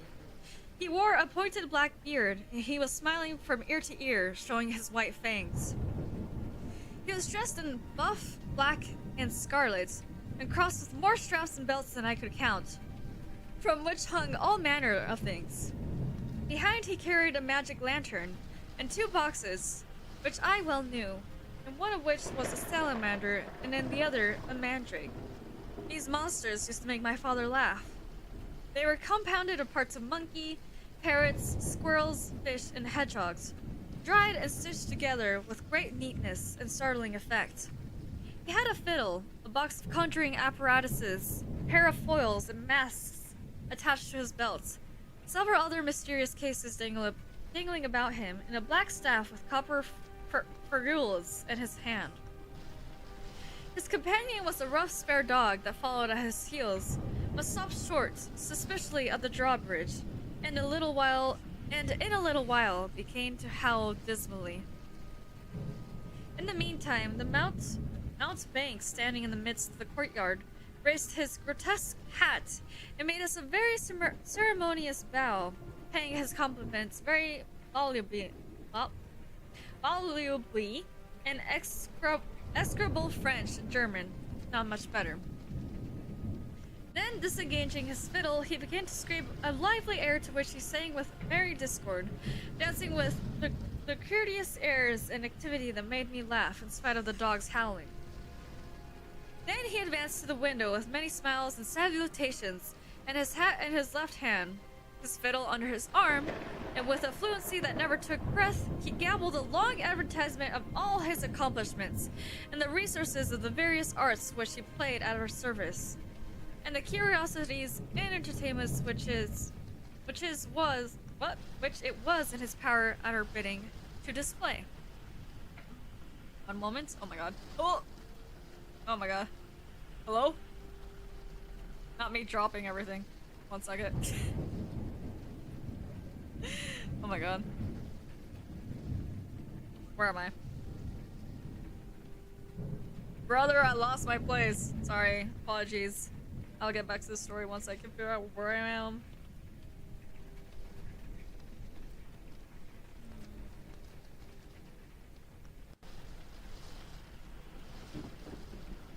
Okay.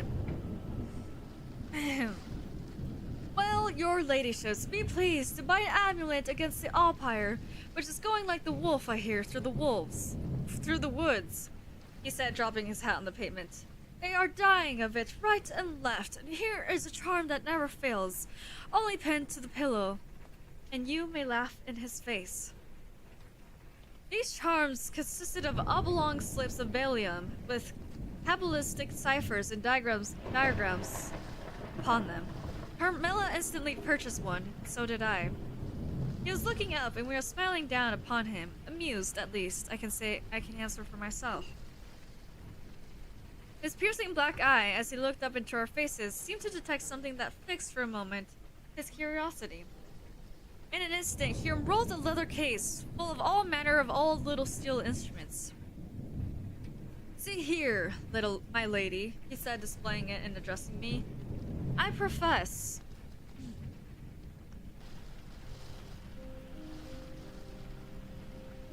Where am I? Sorry, I'm trying to figure out something. I profess among other things less useful, the art of dentistry. Plague, take the dog, he interpolated. Silence, beast. He yowls so much that your ladyships can hardly hear a word. Your noble friend, that young lady at your right, has the sharpest tooth. Long, thin, pointed like an awl, like a needle. Ha ha! With my sharp and long sight as I look up, I have seen it distinctly. Now if it happens to hurt the young lady, and I think it must, here am I. Here are my file, my punch, my nippers. I'll make it round and blunt, if her ladyship pleases. No longer the tooth of a fish, but a beautiful young lady as she is. Hey, is the young lady displeased? Have I been too bold? Have I offended her? The young lady indeed looked very angry as she drew back from the window.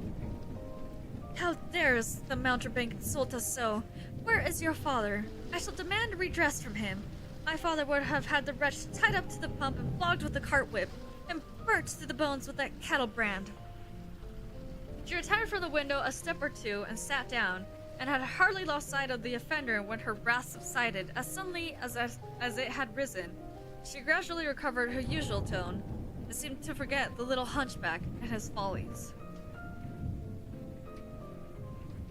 My father was out of spirits that evening. On coming in, he told us that there had been another case very similar to the two fatal ones which had lately occurred. The sister of a young peasant on his estate, only a mile away, was very ill. Had been, as she had described it, attacked very nearly in the same way, and was now slowly but steadily sinking. All this, said my father, is strictly referable to natural causes. These poor people infect one another with their superstitions, and so repeat in imaginations the images of terror that infested their neighbors. That very circumstance frightens one horribly, said Carmilla. How so? Inquired my father. I am so afraid of fancying. I see such things. I think it would be as bad as reality. We are in God's hands. Nothing can happen without his permission, and all will end well for those who love him. He is our faithful creator. He has made us all, and will take care of us.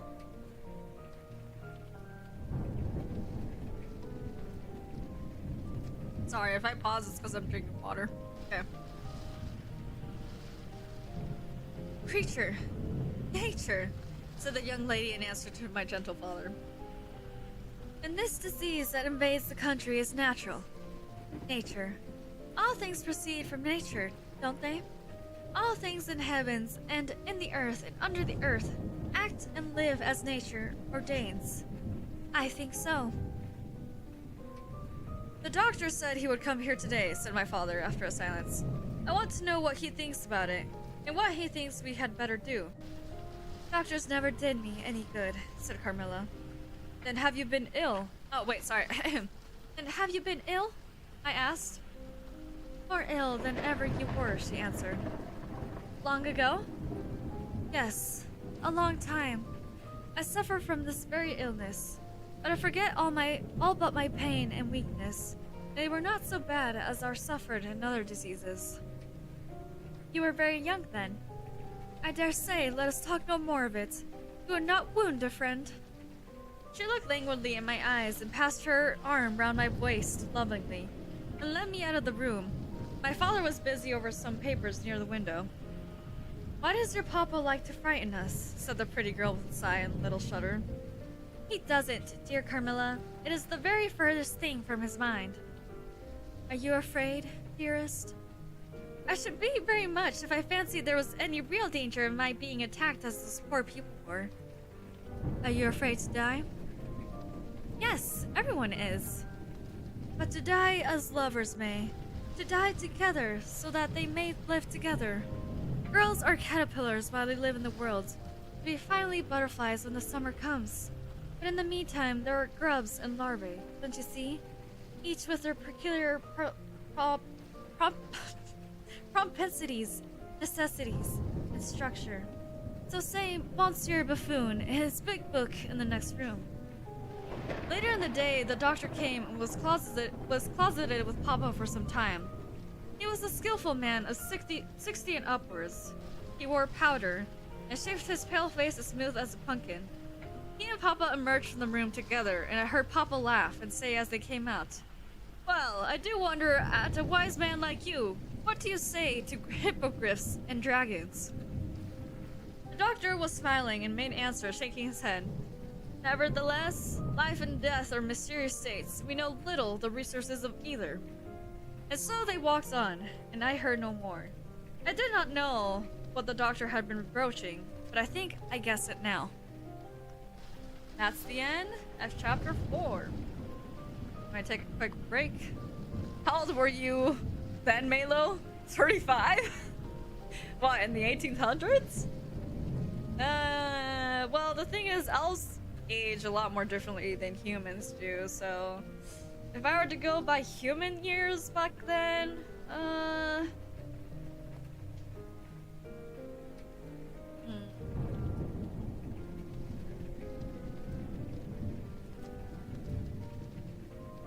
I don't know. My memory fails me. I cannot give you a ballpark of how old I was back then.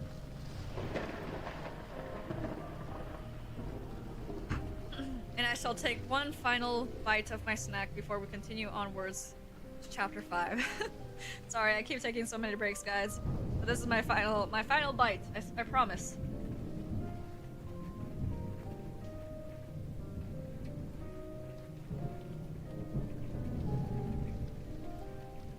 $703?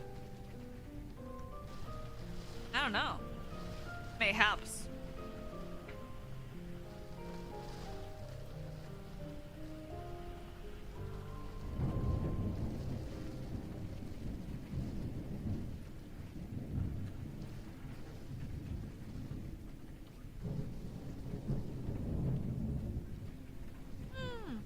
So yummy.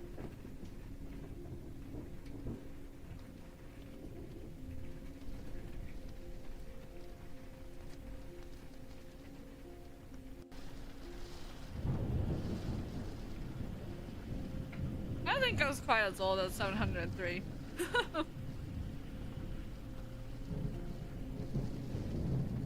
Less than 700.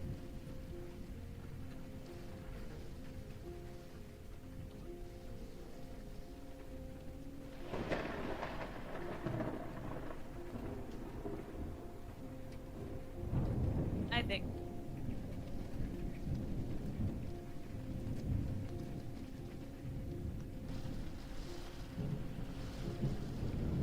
Alright, no more snacks. Kawarida. Again.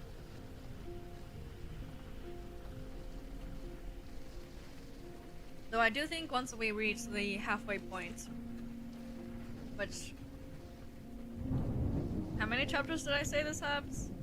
12? 13? Actually, we're approaching the halfway point. Maybe...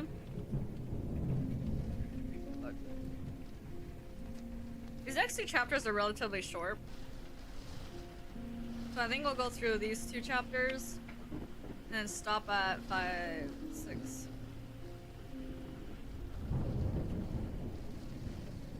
Once we get to chapter 8, I'm gonna go and make myself a cup of tea just to help with my throat while I read the rest of this. So, in about 3 more chapters, we'll take a quick little break. 699. Let's say probably below 500. Alright, chapter 5. A wonderful likeness. This evening, there arrived from Graz the grave, dark-faced son of the picture cleaner, with a horse and cart laden with 2 large packing cases, having many pictures in each. It was a journey of 10 leagues, and whenever a messenger arrived at the Sklos from our little capital of Graz, we used to crowd about him in the hall to hear the news. This arrival created in our secluded quarters quite a sensation. The cases remained in the hall, and the messenger was taken charge of by the servants till he had eaten his supper. Then, with assistance and armed with hammer, ripping chisel, and turn screw, he met us in the hall where he had assembled to witness the unpacking of cases. Carmilla sat looking listlessly on, while one of the other old pictures nearly... Oh, wait, sorry. Carmilla sat looking listlessly on, while one after the other, the old pictures, nearly all portraits, were brought to the light. My mother was of an old Hungarian family, and most of these pictures, which were about to be restored to their places, had come to us through her. My father had a list in his hand, from which he read, as the artist rummaged out the corresponding numbers. I don't know that the pictures were very good, but they were, undoubtedly, very old, and some of them very curious also. They had, for the most part, the merit of being now seen by me, I may say, for the first time, for the smoke and dust of time had all but obliterated them. There is a picture I have not seen yet, said my father. In one corner at the top of it is the name, as well as I could read, Marisa Karnstein, and the date 1698, and I'm curious to see how it has turned out. I remembered it. It was a small picture, about 1.5 feet high, and nearly square, without a frame, but it was so blackened by age that I could not make it out. The artist now produced it, with evident pride. It was quite beautiful. It was startling. It seemed to live. It was the effigy of Carmilla. Carmilla, dear, here is an absolute miracle. Here you are, living, smiling, ready to speak in this picture. No, wait, I'm reading this in the wrong voice. My bad, hold on, let me backtrack. Carmilla, dear, here is an absolute miracle. Here you are, living, smiling, ready to speak in this picture. Isn't it beautiful, Papa? And see, even the little mole on her throat.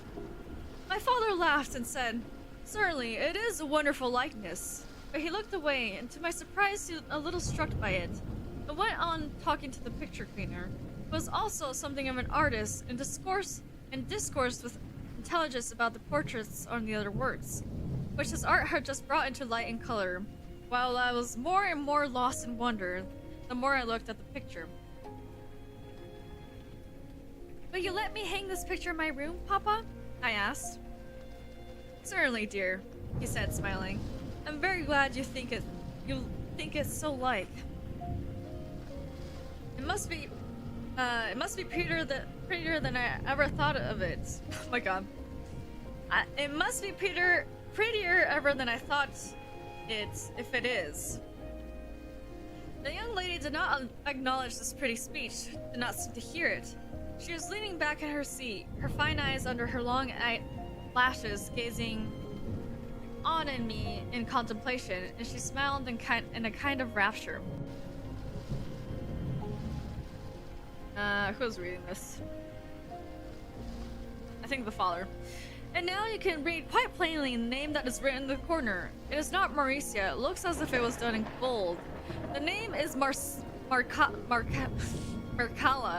Countess Karstein, and this is a little coronet over and underneath AD 1698. I'm descended from the Karsteins, that is, Mama was. Oh shit, this is this was our MC reading it the whole time. My bad! It's so hard to tell at the beginning. Ah, said the lady languidly. So am I think. A very long descent, very ancient. Are there any Karnsteins living now? None who bear the name, I believe. The family were ruined, I believe, in some civil wars long ago, but the ruins of the castle are only about 3 miles away. How interesting, she said languidly. Let's see, what beautiful moonlight. She glanced through the hall door, which stood a little open. Suppose you take a little ramble around the courts and look down at the road and river. It is so like the nights you came to us, I said. She sighed, smiling. She rose, and each with our arms about the other's waist, we walked out upon the pavement. In silence, slowly, we walked down to the drawbridge, where the beautiful landscape opened before us. And so you were thinking of the night I came here, she almost whispered. Are you glad I came? Delighted, dear Carmilla, I answered. And you asked for the picture you think... Oh, sorry.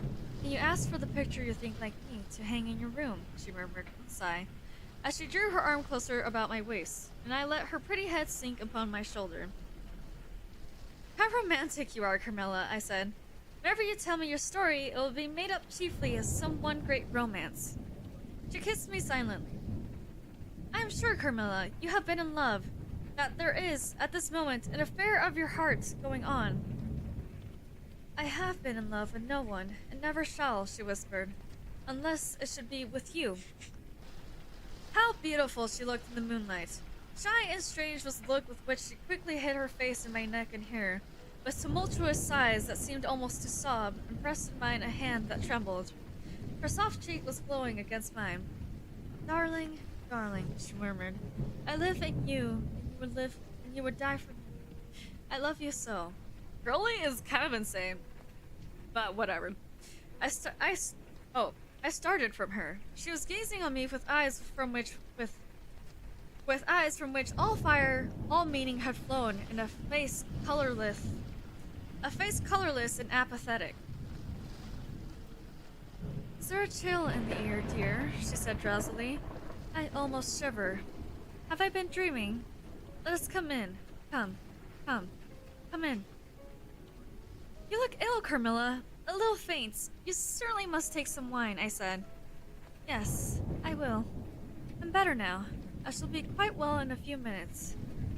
Yes, do give me a little wine, answered Carmilla as we approached the door. Let us look again for a moment. It is the last time, perhaps, I shall see the moonlight with you. How do you feel now, dear Carmilla? Are you really better? I asked.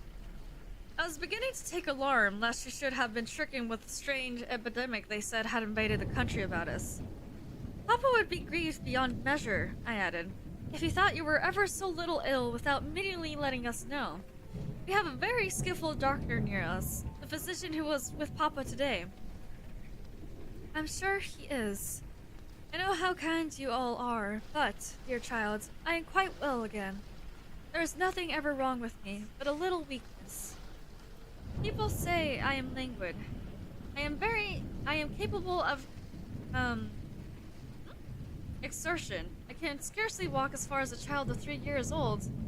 And every now and then, the little strength I have falters, and I become as you have just seen me.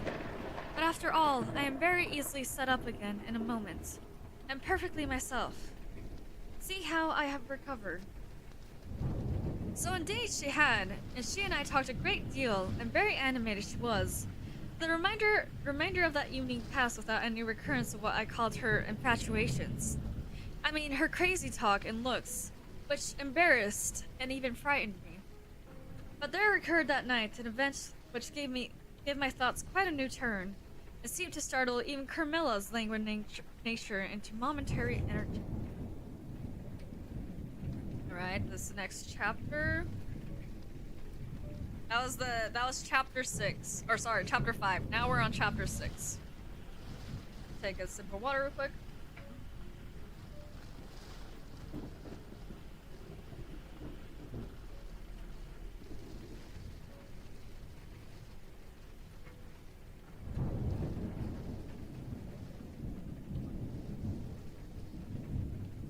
Oh my god. Okay. A very strange agony. When we got into the drawing room and had sat down to our coffee and chocolate, although Carmilla did not take any, she seemed quite herself again.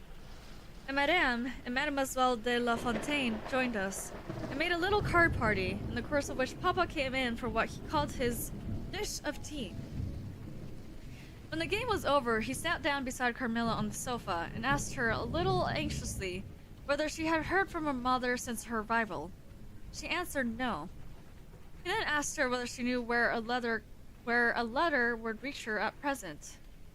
I cannot tell, she answered ambiguously, but I have been thinking of leaving you. You have been already too hospitable, too kind to me.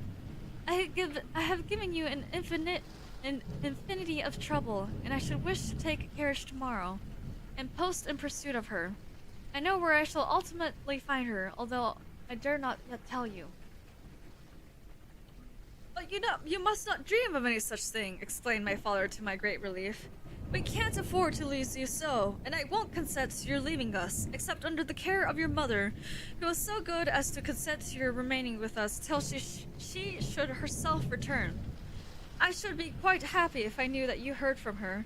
But this evening, the accounts of the progress of the mysterious disease that has invaded our neighborhood grow ever more alarming. And my beautiful guest, I do feel the responsibility, unaided by advice from your mother, very much. But I shall do my best. One thing is certain, that you must not think of leaving us without her distinct direction to the effect. We should suffer too much in parting from you to consent to it easily. Thank you, sir, 1,000 times for your hospitality, she answered, smiling bashfully. You have all been too kind to me. I have seldom been so happy in all my life before as in your beautiful chateau, under your care, in the society of your dear daughter. So he gallantly, in his old-fashioned way, kissed her hand, smiling and pleased at her little speech. I accompanied Carmilla as usual to her room, and sat and chatted with her while she was preparing for bed. Do you think, I said at length, that you will ever confide fully in me? She turned around smiling, but made no answer, only continued to smile at me. You won't answer that? I said. You can't answer pleasantly.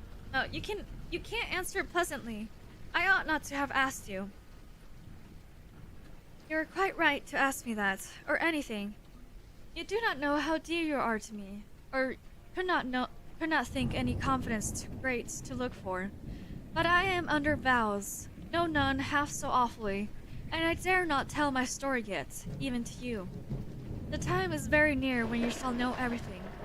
You will think me cruel, very selfish, but love is always selfish. The more ardent, the more selfish.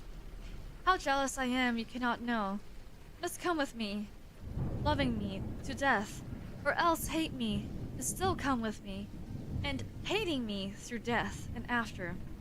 There is no such word as indifference in my apathetic nature. Now, Carmilla, you're going to talk your wild nonsense again, I said hastily. Not I, silly little fool as I am, and full of whims and fancies. For your sake, I'll talk like a sage. Where were you ever at a ball? No. How do you run on? What is it like? How charming it must be. I almost forget. It is years ago. I laughed. You're not so old. Your first ball can hardly be forgotten yet. Unless she is in fact that old.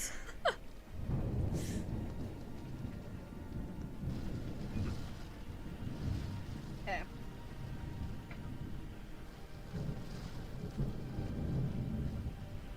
remember everything about it with an effort. I see it all as divers see what is going on about them, through a medium, dense, rippling, but transparent. There occurred that night what has confused the picture and made its colors faint. I was all but assassinated in my bed, wounded here. She touched her breast, and never was the same since. Were you near dying? Yes, very. A cruel love. Strange love that would have taken my life. Love will have its sacrifices. No sacrifice without blood. Let us go to sleep now. I feel so lazy. How can I get up just now and lock my door? She was lying with her tiny hands buried in her rich wavy hair, under her cheek, her little head upon the pillow, and her glittering eyes followed me wherever I moved, with a kind of shy smile that I could not decipher. I bid her good night and crept from my room with an uncomfortable sensation. I often wondered whether our pretty guest ever said her prayers. I certainly had never seen her upon her knees. In the morning she never came down until long after our family prayers were over, and at night she never left the drawing room to attend our brief evening prayers in the hall. If it had not been that it had casually come out in one of our careless talks that she had been baptized, I should have doubted her being a Christian. Religion was a subject on which I had never heard her speak a word. If I had known the world better, this particular neglect or antipathy would have so much surprised me. The precautions of nervous people are infectious, and persons of like temperament are pretty rare after a time to imitate them. I had adopted Carmilla's habit of locking her bedroom door, having taken into my head all her whimsical alarms about midnight invaders and prowling assassins. I had also adopted her precautions of making a brief search through her room to satisfy myself that no lurking assassination or robber was ensconced. There were wise measures taken. Oh, these were wise... No, hold on. I'm reading this wrong. These wise measures taken, I got into my bed and fell asleep. A light was burning into my room. This was an old habit of very early dates, in which nothing could have tempted me to dispense with. Thus fortified, I might take my rest in peace. But dreams come through stone walls, light up dark rooms, or darken night ones, and their persons make their exits and their entrances as they please, and laugh at locksmiths. I had a dream that night that was the beginning of a very strange agony. I cannot call it a nightmare, for I was quite conscious of being asleep. But I was equally conscious of being in my room, and lying in a bed, precisely as I was. I saw, or I fancied I saw, the room and its furniture, just as I had seen it last. Except that it was very dark, and I saw something moving round the foot of the bed, which at first I could not accurately distinguish. But I soon saw that it was a sooty black animal that resembled a monstrous cat. It appeared to be about 4 or 5 feet long, for it measured fully the length of the hearthrug as it passed over it, and it continued toing and froing with the lithe, sinister restlessness of a beast in a cage. I could not cry out, although, as you may suppose, I was terrified. Its pace was growing faster, and the room rapidly darker and darker, and at length so dark that I could no longer see anything of it but its eyes. I felt it spring lightly on the bed. The 2 broad eyes approached my face, and suddenly I felt a stinging pain as if 2 large needles darted an inch or 2 apart deep into my breast. I woke with a scream. The room was lighted by the candle that burnt all through the night, and I saw a female figure standing at the foot of the bed, a little at the right side. It was in a dark, loose dress, and its hair was down and covered its shoulders. A block of stone could not have been more still. There was not the slightest stir of respiration. As I stared at it, the figure appeared to have changed its place and was now nearer the door. Then, close to it, the door opened, and it passed out. I was now relieved and able to breathe and move. My first thought was that Carmilla had been playing me a trick, and that I had forgotten to secure my door. I hastened to it and found it locked as usual on the inside. I was afraid to open it. I was horrified. I sprang into my bed and covered my head up in the bedclothes and lay there more dead than alive till morning. And that is the end of chapter 7. Now we're on chapter 8, 9, hold on a second, I forgot how many chapters we have.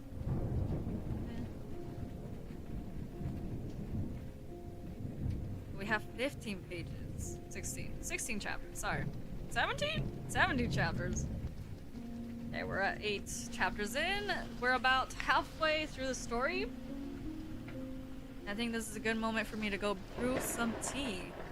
What do you guys think of the story so far, though? Any thoughts, comments, reactions? Especially to this last scene that we just saw.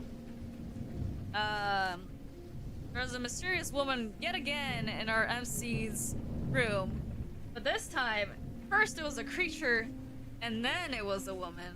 So that's kind of crazy. But the interactions between just Carmilla and the MC in general are just... they're so insane to me. I'm just like, Carmilla, not Carmilla, our MC is just so nonchalant about everything that's happening. Like, low-key, she's just like, you know, this is kind of weird.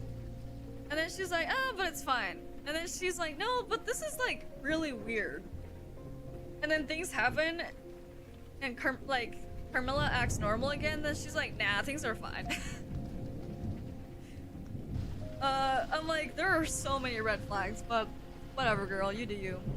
Okay, so we're gonna take a brief pause here. I'm gonna switch to my BRB screen, but I'm just gonna be brewing some tea. Or actually, I'll just leave it on this screen. So you guys continue with the vibes. It's like the Great Gatsby up in here with the protagonist just being like, yeah, this is fine. Literally. She's kind of crazy. But, I mean, she was young, so I guess that naivety is just showing, I guess. But I will be right back. I'm gonna go brew some tea. I'll just leave it on the screen so the vibes are still there. So if I switch to my BRB screen, that's like different vibes. So we'll keep it here. You guys also make sure you stretch, get some water, grab some snacks, wrap yourself up in blankets if you're cold. And we will continue and finish the rest of the last half of the story in a second. This shouldn't take too long, but I will be back.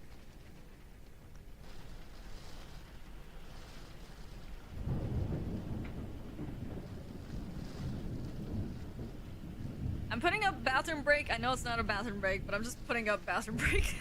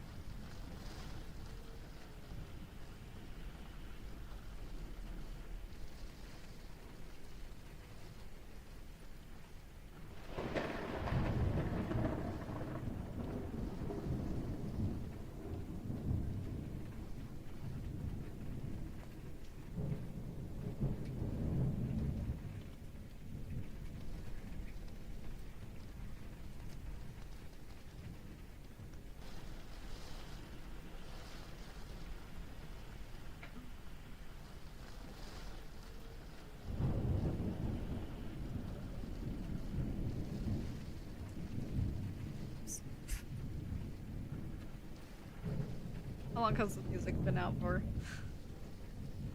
Sorry, y'all. I didn't mean to pause the music, but I totally did. It's okay. You guys just got like ambient noises for a while there. Brother, my tea was tasting it. It's freaking weak. Guess I didn't let it steep for long enough. I should have just left the bag in there. Sorry for the long wait, everyone. Let me just take a couple sips.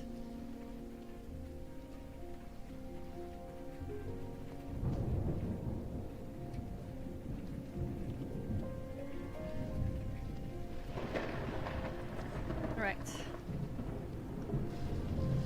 We left off on chapter 8, where our MC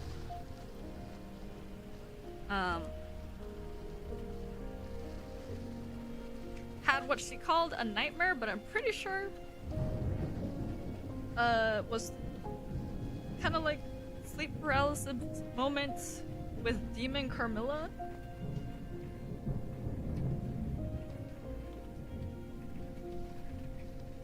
Yeah. Okay. Chapter 8 is called Ascending. I'm gonna also talk a little bit quieter, just because some folks in the conservatory are sleeping. So I won't be talking as loudly, but I hope you guys can hear me still.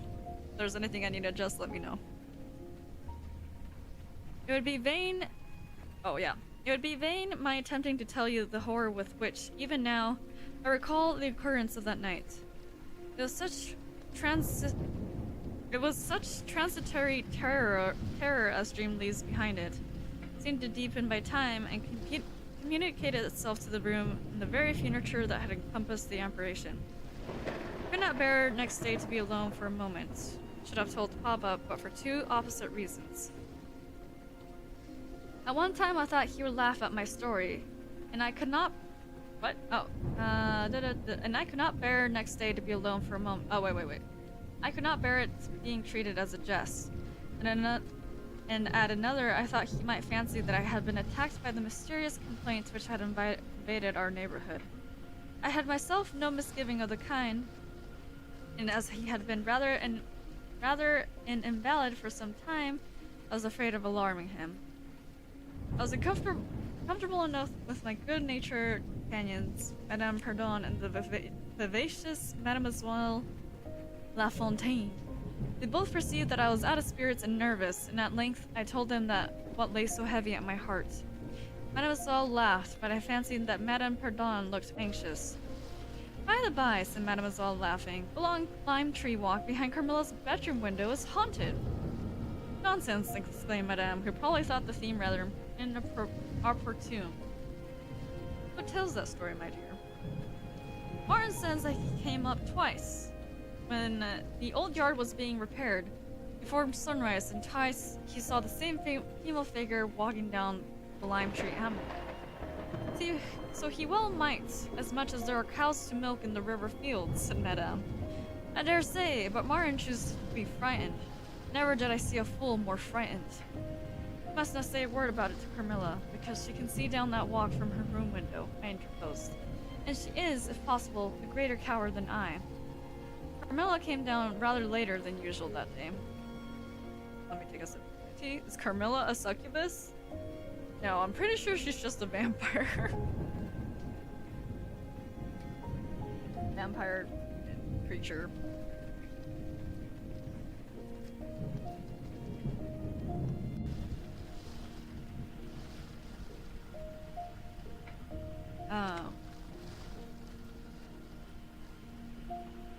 Give me one moment. I am getting a message from someone. Sorry, I know we're in the middle of a chapter, but let me just respond to this because it's a little bit urgent. One moment.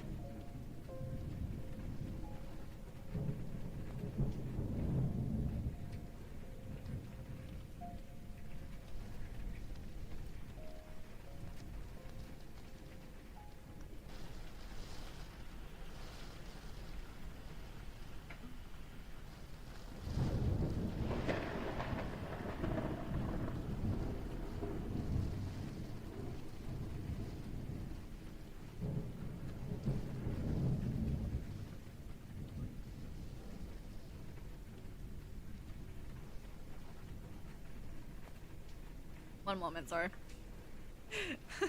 Almost like, let me go take a break to make some tea. And I'm like, oh wait, I need to send a message.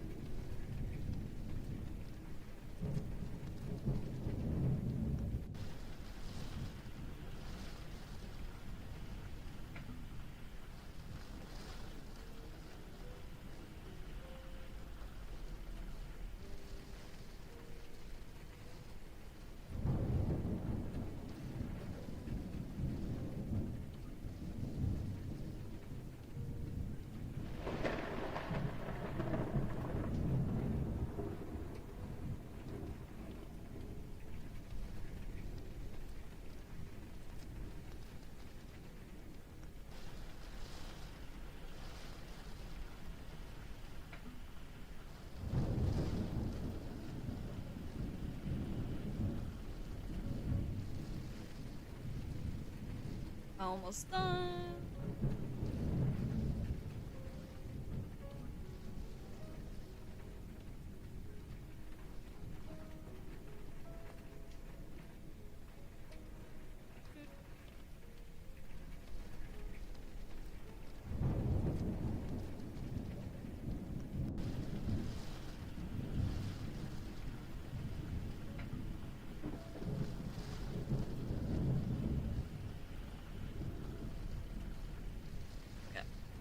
Sorry, my apologies. Alright. By the way, I don't know if you guys can hear it. I have a physical book in hand. You guys might have been able to hear it like every once in a while. Throughout the stream. But I have a physical book in hand. Crazy, I know. Oh my god, Ginger does wonders. I love Ginger. Alright. Might help to have you turn up your volume. It's pretty quiet. Yeah. I can do that. This is a little better. I wasn't really talking all that clearly. Oh, I know what else I can do actually. I can do this. That should help a little bit more. Is this better?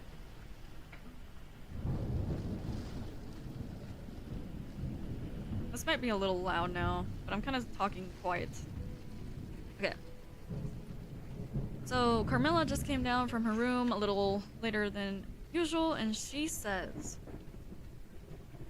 I was frightened last night, she said, so soon as we were together. And I am sure I should have seen something dreadful if it had not been for that charm I brought from the poor little hunchback, whom I called such hard names. I had a dream of something black coming around my bed. I awoke in a perfect horror, and I really thought, for some seconds, I saw a dark figure near a chimney piece, but I felt under my pillow for my charm. The moment my fingers touched it, the figure disappeared. I felt quite certain that, had I not had it by me, that something frightful would have made its appearance and perhaps throttled me, as it did those poor people we heard of. Well, listen to me, I began, and recounted my adventure, at the recital of which she appeared horrified. And you had the charm near you? She asked earnestly. No, I had it dropped into a china vase in the drawing room, but I shall certainly take it with me tonight, as you have so much faith in it. All right. At this distance of time, I cannot tell you, or even understand, how I overcame my horror so effectively, as to lie alone in my room that night. I remember distinctly that I pinned the charm to my pillow. I fell asleep almost immediately and slept even more soundly than usual all night. Next night I passed as well. My sleep was delightfully deep and dreamless, but I wakened with a sense of lassitude and melancholy which, however, did not exceed a degree that was almost luxurious. Well, I told you so, said Carmilla when I described my quiet sleep. I had such delightful sleep myself last night. I pinned the charm to the breast of my nightdress. It was too far away the night before. I am quite sure it was all fancy, except the dreams. I used to think that evil spirits made dreams, but our doctors told me it's no such thing. Only a fever passing by, or some other malady, as they often do, he said. Knocks to the door, and not being able to get in, passes on without alarm. What do you think that charm is? Said I. It has been fumigated or immersed in some drug, and is an antidote against the malaria, she answered. And it acts only on the body. Certainly. You don't suppose that evil spirits are frightened by bits of ribbon or the perfumes of a druggist shop. No. These complaints wandering in the air begin by trying the nerves and so infect the brain. But before they seize upon you, the antidote repels them. That, I am sure, is what the charm has done for us. It is nothing magical. It is simply natural. I should have been happier if I could have quite agreed with Carmilla, but I did my best, and the impression was little losing its force. For some nights I slept profoundly, but still every morning I felt the same lassitude, and languor weighed upon me all day. I felt myself a changed girl. A strange melancholy was stealing over me. A melancholy that I would not have interrupted. Dim thoughts of death began to open, an idea that I was slowly sinking took gentle and somehow not unwelcome possession of me. If it was sad, the tone of mind which this induced was also sweet. Whatever it might be, my soul acquiesced to it. I could not admit that I was ill. I would not consent to tell my papa, or to have the doctor sent for. Carmilla became more devoted to me than ever, and her strange paroxysms of languid and adoration more frequent. She used to gloat on me with increasing ardor the more my strength and spirits waned. This always shocked me like a momentary glare of insanity. Without knowing it, I was now in a pretty advanced stage of the strangest illness under which mortal ever suffered. There was an uncountable fascination in its earlier symptoms that more than reconciled me to the incapacitating effect of the stage of the malady. This fascination increased for a time until it reached a certain point, when gradually a sense of the horrible mingled itself with deepening, as you shall hear, until it is discolored and perverted the whole state of my life. The first change I experienced was rather agreeable. It was very near the turning point from which began the descent of Avernus. Whoever Avernus is. I have no idea who Avernus is. Certain vague and strange sensations visited me in my sleep. The prevailing one was of the pleasant, peculiar... What? Wait, what? Hold on. Okay. The prevailing one was of that pleasant, peculiar cold thrill which we feel in bathing when we move against the current of a river. This was soon accompanied by dreams that seemed interminable and were so vague that I could never recollect their scenery and persons, or anyone connected portion of their action. But they left an awful impression, and a sense of exhaustion, as if I had passed through a long period of great mental exertion and danger. After all these dreams, there remained on waking a remembrance of having been in a place very nearly dark, and of having spoken to people whom I could not see, and especially of one clear voice, of a female's, very deep, that spoke as if at a distance, slowly, and producing always the same sensation of indescribable solemnity and fear. Sometimes there came a sensation as if a hand was drawn softly along my cheek and neck, and sometimes as if warm lips kissed me longer and longer, more lovingly as they reached my throat. But there the caress fixed itself.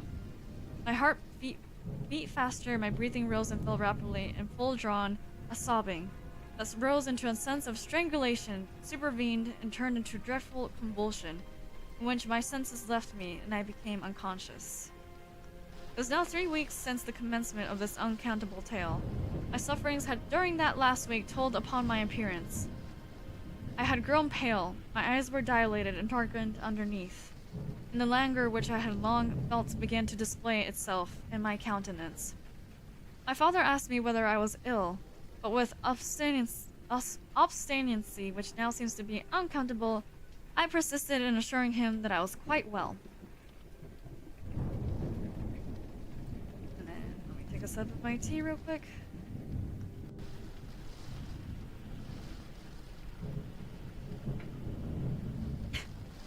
My face.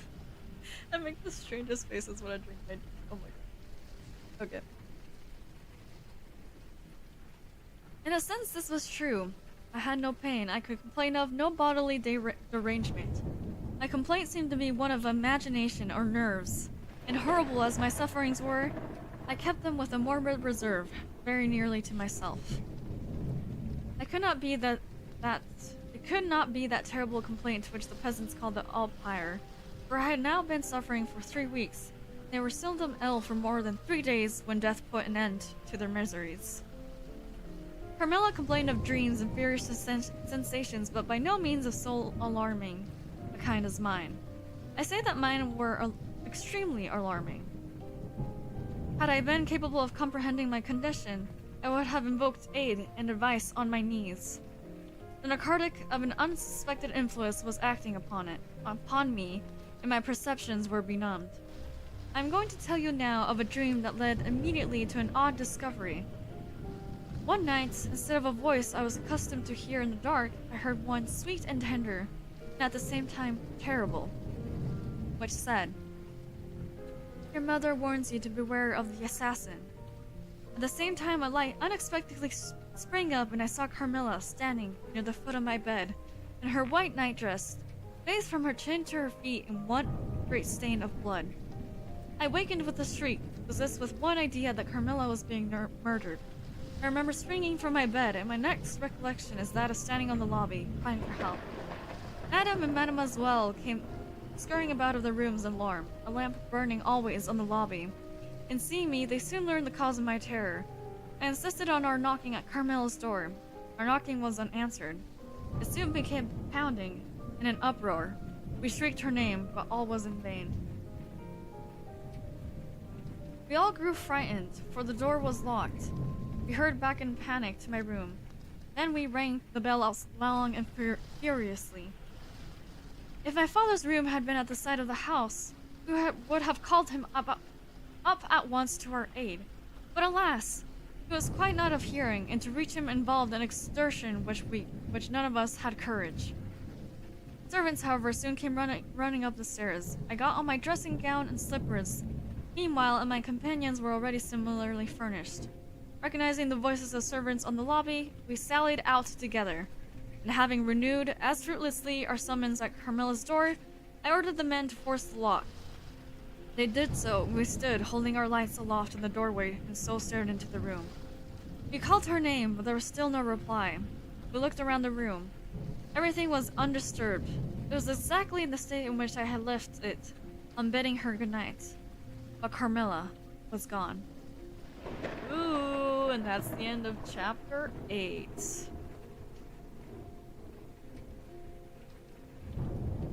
Things are growing ever stronger. Ever stronger in the sense of things are going down.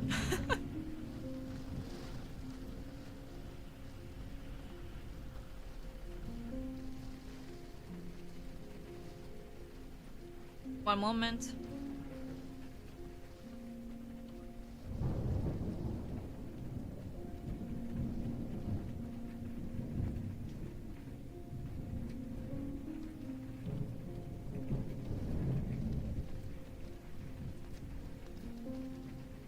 Okay. So now we're on to chapter 9. I think. This is all in Roman numerals, so I'm kind of guessing. I should know these things, but I don't. Let me verify this.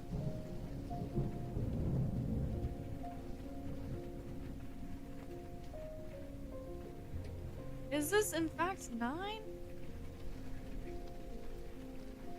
No, now we're on chapter 8. Oh my god, guys. I've been misleading you all. I thought we had just finished chapter 8. No, we are now just starting chapter 8.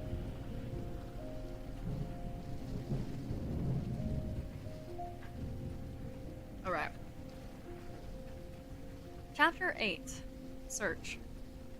The side of the room perfectly undisturbed except for our violent entrance. We began to cool a little, and soon recovered our senses sufficiently to dismiss the men. It had struck Mademoiselle that perhaps Carmilla had been wakened by the uproar at her door, and in her first panic, had jumped from her bed and hid herself in a press or behind a curtain, from which she could not, of course, emerge until the Major Domo and his myrmidons had withdrawn. We now recommenced our search and began to call her name again. It was all to no purpose. Our perplexity and agitation increased. We examined the windows, but they were secured.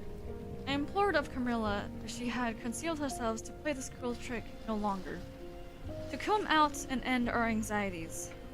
It was all useless. I was by this time convinced that she was not in the room, nor in the dressing room, the door of which was still locked on this side. She could not have passed it. I was utterly puzzled. Had Carmilla discovered one of those secret passages which the old keeper said were known to exist in this gloss, although the tradition of their exact situation had been lost? Little time would no doubt explain all. Utterly perplexed as, for the present, we were. It was past 4 o'clock, and I preferred passing the remaining hours of darkness in Madame's room. Daylight brought no solution of the difficulty. The whole household, with my father at its head, was in a state of agitation the next morning. Every part of the chateau was searched. The grounds were explored. No trace of the missing lady could be discovered. The stream was about to be dragged. Oh, sorry. The stream was about to be dragged. My father was in distraction. What a tale to have to tell the poor girl's mother on her return. I, too, was almost beside myself, though my grief was quite of a different kind. The morning was past in alarm and excitement. It was now 1 o'clock and still no tidings. I ran up to Carmilla's room and found her standing at her dressing table. I was astounded. I could not believe my eyes. If 1,000 fireflies. She beckoned me to her with her pretty finger and in silence. Her face expressed extreme fear. I ran to her in ecstasy of joy. I kissed and embraced her again and again. I ran to the bell and rang it vehemently to bring others to spot who might at once relieve my father's anxiety. Dear Carmilla, what has become of you all this time? We have been in agonies of anxiety about you, I exclaimed. Where have you been? How did you come back? Last night has been a night of wonders, she said. For mercy's sake, explain all you can. I don't believe my eyes. Exactly. It was past 2 last night, she said. When I went to sleep as usual in my bed, with my doors locked, that of the dressing room and that opening upon the gallery. My sleep was uninterrupted, and so far as I know, dreamless. But I woke just now on the sofa in the dressing room there, and I found the door between the rooms open, and the other door forced. How could all this have happened without my being wakened? It must have been accompanied with a great deal of noise, and I am particularly easily awakened. And how could I have been carried out of my bed without my sleep having been interrupted? I, whom the slightest stir startles. By this time, Mademoiselle, my father, and a number of the servants were in the room. Carmilla was, of course, overwhelmed with inquiries, congratulations, and welcomes. She had but one story to tell, and seemed the least able of all the party to suggest any way of accounting for what had happened. My father took a turn up and down the room, thinking. I saw Carmilla's eyes follow him for a moment, with a sly, dark glance. When my father had sent the servants away, Mademoiselle, having gone in search of a little bottle of valerian and sal volatile, and there being no one now in the room with Carmilla except my father, Madame, and myself, he came to her thoughtfully, took her hand very kindly, led her to the sofa, and sat down beside her. Will you forgive me, my dear, if I risk a conjecture and ask a question? Who can have a better right, she said. Ask what you please, and I will tell you everything. My story is simply one of bewilderment and darkness. I know absolutely nothing. But any questions you please. But you know, of course, the limitations Mama has placed me under. Perfectly, my child. I need not reproach the topics on which she desires our silence. Now, the marvel of last night consists in you having been removed from your bed and your room, without being wakened. This removal having occurred apparently while the windows were still secured, and the two doors locked upon the inside. I will tell you my theory, and ask you a question. Carmilla was leaning on her hand dejectedly. Madame and I were listening breathlessly. Now my question is this. Have you ever been suspected of waking in your sleep? Never, since I was very young indeed. But did you walk in your sleep when you were young? Yes, I know I did. I've been told so often by my old nurse. My father smiled and nodded. Well, what happened is this. You got up in your sleep, unlocked the door, not leaving the key as usual in the lock, but taking it out and locking it on the outside. You again took the key out and carried it away with you to some of the 25 rooms in this floor, or perhaps upstairs or downstairs. There are so many rooms and closets, so many heavy furniture, and such accumulations of lumber, that it will require a week to search this old house thoroughly. You see now what I mean. I do, but not at all, she answered. And how, Papa, do you account for her finding herself on the sofa in the dressing room, which we had searched so carefully? She came there after you had searched it, still in her sleep, and at last awoke spontaneously and was as much surprised to find herself where she was as anyone else. I wish all mysteries were as easily and innocently explained as yours, Carmilla, he said, laughing. And so we may congratulate ourselves on the certainty that the most natural explanation of occurrence is one that involves no drugging, no tamperance with the locks, no burglars or poisoners, or witches. Nothing that need alarm Carmilla or anyone else for safety. Carmilla was looking charmingly. Nothing can be more beautiful than her tints. The beauty was, I think, enhanced by the graceful languor that was peculiar to her. I think my father was silently contrasting her looks with mine, for he said, I wish my poor Laura was looking more like herself, and he sighed. So our alarms were happily ended, and Carmilla restored to her friends. End chapter 8. Real, for real this time, end of chapter 8. Let me take a sip of my tea.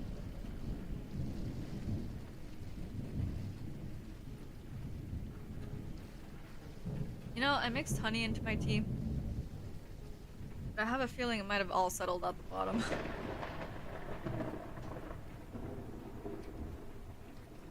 Alright.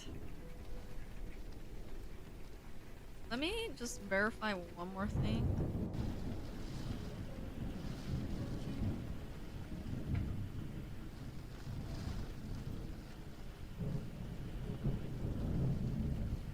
Okay. Now, we move on to chapter 9. The Doctor. Whoa, where's my book? My book is making some funny noises. Right. As Carmilla would not hear of an attendant sleeping in her room, my father arranged that a servant should sleep outside her door, so that she would not attempt to make another such excursion without being arrested at her own door. The night passed quietly, and the next morning early. The doctor, whom my father had sent for without telling me a word about it, arrived to see me. Madame accompanied me to the library, and there the grave little doctor, with white hair and spectacles, whom I mentioned before, was waiting to receive me. I told him my story, and as I proceeded, he grew graver and graver. We were standing, he and I, in the recess of one of the windows, facing one another. When my statement was over, he leaned with his shoulders against the wall, with its eyes fixed on me earnestly, with an interest which was a dash of horror. After a minute's reflection, he asked Madame if he could see my father.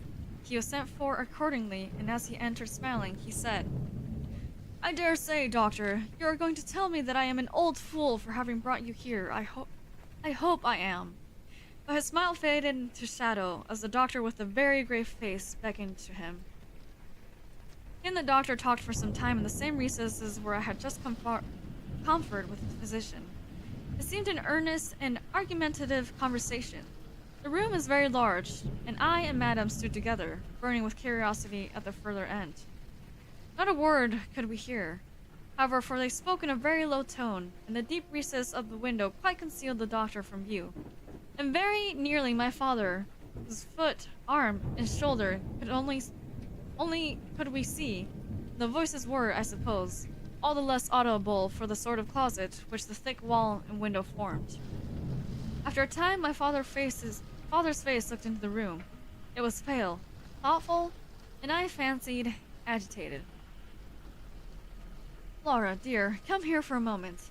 Madame, we shan't trouble you. The doctor says at present." Accordingly, I approached the first time a little alarmed, for although I felt very weak, I did not feel ill. And strength, one always fancies, is a thing that may be picked up when we please. My father held out his hand to me as I drew near, but he was looking at the doctor, and he said, "It certainly is very odd. I don't understand it quite. Laura, come here, dear. Now attend to Dr. Spielsberg and recollect yourself."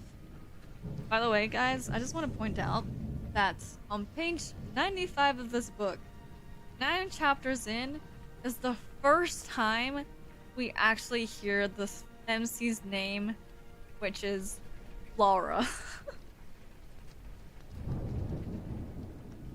If you go back throughout the whole VOD, or even if you have the book yourself and search through all the sentences, you will find that freaking this is the first time they utter her name in this entire story. I just want y'all to think about that. Anyways. You mentioned a sensation like that of 2 needles piercing the skin, somewhere about your neck on the night when you experienced your first horrible dream. Is there still any soreness? None at all, I answered. Can you indicate with your finger about the point on which you think this occurred? Very little below my throat. Here, I answered. I wore a morning dress which covered the place I pointed to. Now you can satisfy yourself, said the doctor. You won't mind your papa lowering your dress a very little. It is necessary to detect a symptom of complaint under which you have been suffering. Must not be an important character. Even though she's the main character? I acquiesced. Acquiesced? There's only an inch or 2 below the edge of my collar. God bless me, so it is, exclaimed my father, growing pale. You see it now with your own eyes, said the doctor with a gloomy triumph. What is it? I exclaimed, beginning to be frightened. Nothing, my dear young lady, but a small blue spot, about the size of the tip of your little finger, and now, he continued, turning to Papa, the question is, what is best to be done? Is there any danger? I urged, in great trepidation. I trust not, my dear, answered the doctor. I don't see why you should not recover. I don't see why you should not begin immediately to get better. That is the point at which the sense of strangulation begins. Yes, I answered. And recollect as well as you can, the same point was the kind of center of that thrill which you described just now, like the current of a cold stream running against you. It may have been. I think it was. Hey, you see, he added, turning to my father. Shall I say a word to Madame? Certainly, said my father. He called Madame to him and said, I find my young here far from well. It won't be of any great consequence, I hope. But it'll be necessary that some steps be taken, which I will explain by the by, but in the meantime, Madame, you'll be so good as to not let this Laura be alone for one moment. That is the only direction I need give you for the present. It is indispensable. You may rely upon your kindness, madame. I know, added my father. Madame satisfied him eagerly. And you, dear Laura, I know you will observe the doctor's direction. Let's see. Who says that? I don't know who says this next line, so I'm just gonna read it. I shall have to ask your opinion upon another patient, whose symptoms slightly resemble those of my daughter, that have just been detailed to you. Very much milder in degree, but I believe quite the same sort. Such is a young lady, our guest, but as you say... But as you say you will be passing this way again this evening, you can't do better than take your supper here. You can then see her. She does not come down until afternoon. I thank you, said the doctor. I shall be with you then, at about 7 this evening. And then they repeated their directions to me and to Madame, and with this parting charge my father left us and walked us out with the doctor. I saw them pacing together up and down between the road and the moats, the grassy platform in front of the castle, evidently absorbed in an earnest conversation. The doctor did not return. I saw him mount his horse there, take his leave, and ride away eastward, through the forest. Nearly at the same time, I saw the man arrive from Dranfield with letters and dismount and hand the bag to my father. In the meantime, Madame and I were both busy, lost in conjecture as to the reason of the singular and earnest direction which the doctor and my father had concurred in imposing.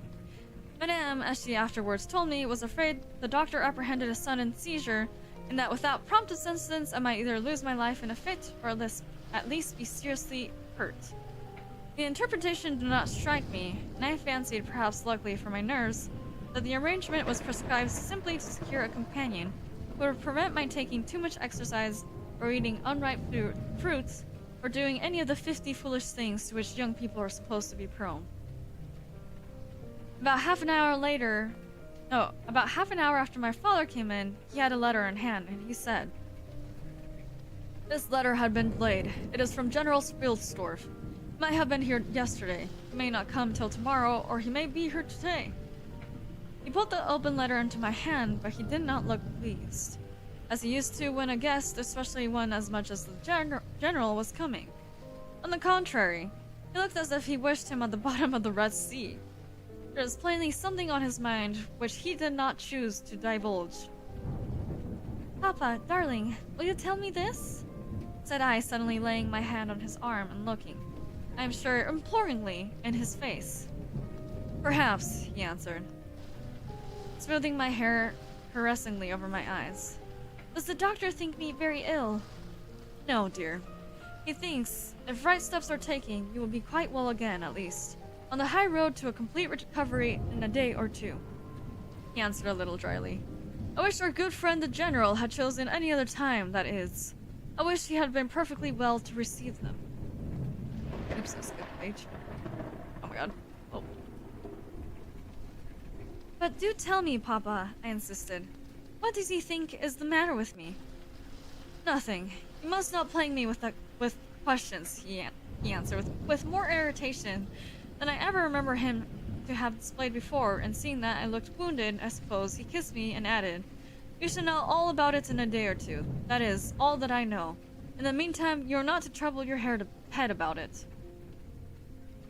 He turned and left the room, but came back before I had done wondering and puzzling over the oddity of all this. It was merely to say that he was going to Karnstein and had ordered the carriage to be ready at 12, and that I and Madame should accompany him. He was going to see the priest who lived near the picturesque grounds upon business, as Carmilla had never seen them, she could follow when she came down, with Mademoiselle, who would be bringing materials for what you call a picnic, which might be laid for us in the ruined castle.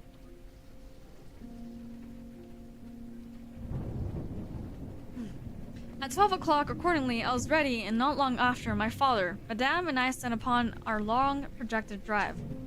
Passing the drawbridge, we turned to the right and followed the road over the steep Gothic bridge westward, to reach the deserted village and ruined castle of Karnstein. No Sylvian drive can be fancied prettier. The ground breaks into gentle hills and hollows, all clothed with beautiful wood, totally destitute of the comparative formality which artificial planting and early culture and pruning impart. The irregularities of the ground often led the road out of its course, and caused it to wind beautifully round the sides of broken hollows and the steeper sides of the hills, among varieties of ground almost inexhaustible. Turning one of those points, we suddenly encounter our old friend, the general, riding towards us, attended by a mounted servant. His maintenance were followed in a hired wagon, such as we term a cart. The general dismounted as we pulled up, and after the usual greetings, was easily persuaded to accept the vacant seat in the carriage, and send his horse on with his servant to the schloss. And with that, that's the end of chapter 9. Now we move on to chapter 10, but not before me drinking a sip of my tea.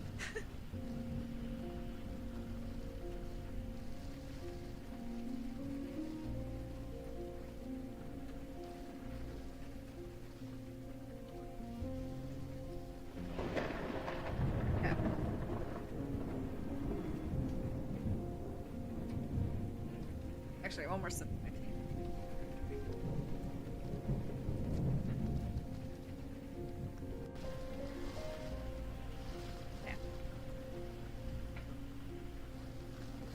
Yeah. Chapter 10, Bereave? Or Berave? It was about 10 months since we had last seen him, but the last time had sufficed to make an alteration of years in his appearance. He had grown thinner. Something of gloom and anxiety had taken the place of that cordial serenity which used to characterize his features. His dark blue eyes, always penetrating, now gleamed with a sterner light from under his shaggy gray eyebrows. It was not such a change as grief alone usually induces. An angrier passion seems to have had their share in bringing it about. We had not long resumed our drive when the general began to talk, with his usual soldierly directness of the bereavement, as he termed it, which he had sustained in the death of his beloved niece and ward. And then he broke out in a tone of intense bitterness and fury, inveighing against the hellish arts to which she had fallen victim, and expressing with more expression than piety his wonder that heaven should tolerate so monstrous an indulgence of lust and malignity of hell. My father, who saw at once that something very extraordinary had befallen, asked him, if not too painful to him, to detail the circumstances which he thought justified the strong terms in which he expressed himself. "I should tell you with all pleasure," said the general, "but you would not believe me."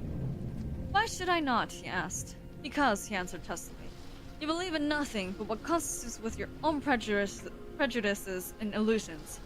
I remember when I was like you, but I have learned better." "Try me," said my father. "I am not such a dogmatist as you suppose. Besides which, I very well know that you generally require proof what you believe, and am, therefore, very strongly predisposed to respect your conclusions. You're right in supposing that I have not been led lightly into belief in the marvelous.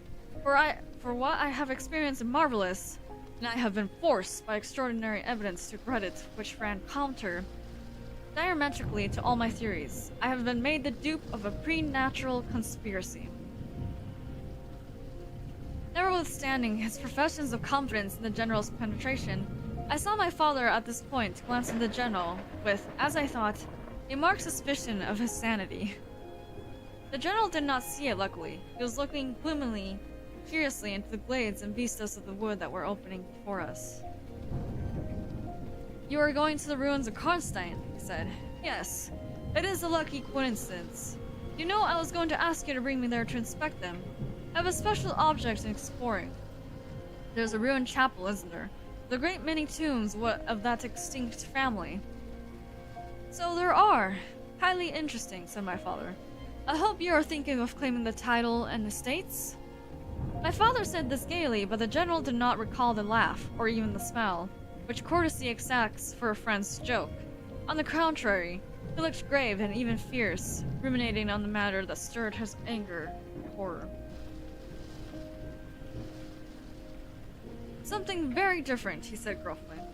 "I mean to unearth some of those fine people I I hope my god's blessings to accomplish a pious sacrilege here, which will relieve our earth of certain monsters and enable honest people to sleep in their beds without being assailed by murderers. I have strange things to tell you, my friend, such as I myself would have scouted incredible a few months since. My father looked at him again, but this time not with a glance of suspicion, with an eye, rather, of keen intelligence and alarm. The house of Karnstein, he said, has long been extinct, 100 years at least. My dear wife was maternally descended from the Karnsteins, but the name and title have long ceased to exist. The castle is a ruin. The very village is deserted. It is 50 years since the smoke of a chimney was seen there. Not a roof left. Quite true. I have heard a great deal about that since I last saw you. A great deal that will astonish you. But I had better relate everything in the order in which it occurred, said the general. You saw my dear ward, my child, I may call her. No creature could have been more beautiful, and only 3 months ago none more blooming. Yes, poor thing. When I saw her last, she certainly was quite lovely, said my father. I was grieved and shocked more than I could tell you, my dear friend. I know what a blow it was to you. He took the general's hand and they exchanged a kind pressure. Tears gathered in the old soldier's eyes. He did not seek to conceal them. He said, "We have been very good friends. I knew you would feel for me, childless as I am." She had become an object of very near interest to me, and repaid my care by an affection that cheered my home and made my life happy. That is all gone. The years that remain to me on earth may not be very long, but God's mercy, I hope to accomplish a service to mankind before I die, and to subserve the vengeance of heaven upon the fiends who have murdered my poor child in the springs of her hope and beauty. You said just now that you intend to relate everything as it occurred, said my father. Pray do. I assure you that it is not mere curiosity that prompts me. By the time we had reached the point at which the Durnstall road, by which the general had come, diverges from the road which we were traveling to Karnstein. How far is it to the ruins? Inquired the general, looking anxiously forward. About half a league, answered my father. Pray, let us hear the story you were so good as to promise. Now to chapter 11. Let me just drink the last dredges of my tea before we hear the dreaded story that the general has to share with us. We're quite quickly approaching the end. Even though there are 16 chapters, I think we only have like 1 more long chapter, 2 more long chapters, and the rest of them, and 3 more long chapters, sorry. I concur. And then all the rest of them are pretty short. And we're almost done. We're almost done.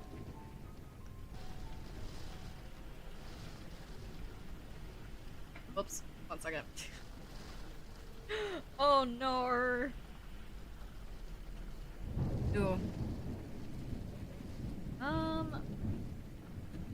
Oops. I accidentally spilled some of the tea, but that's okay. Hold on. Let me just do this real quick. 1 moment. Do not despair. We shall read once again in a second. Are you guys ready for the general story? It's gonna be a wild one. It's gonna make all the mysteries we have been witnessing thus far.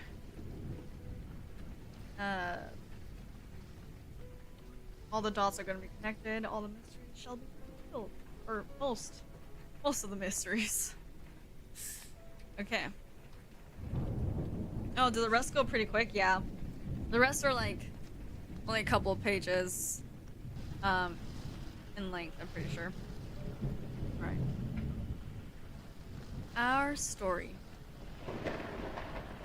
With all my heart, said the general with an effort. After a short pause in which strange his object, he commenced one of the strangest narratives I've ever heard. Oh my god, hello. Hold on. Let me just fix this real quick. I'm trying to start the strange narrative, but things are stopping me from starting these strange narratives. Right. My dear child was looking forward with great pleasure to the visits you had been so good as to arrange for her to your charming daughter. Here he made a gallant but a melancholy bow. In the meantime, we had an invitation to my old friend, Count Karsfeld, whose Schloss is about 6 leagues to the other side of Karnstein. It was to attend the series of fetes, which you remember were given by him in honor of his illustrious visitor, the Grand Duke Charles. Yes, and very splendid I believe they were, said my father.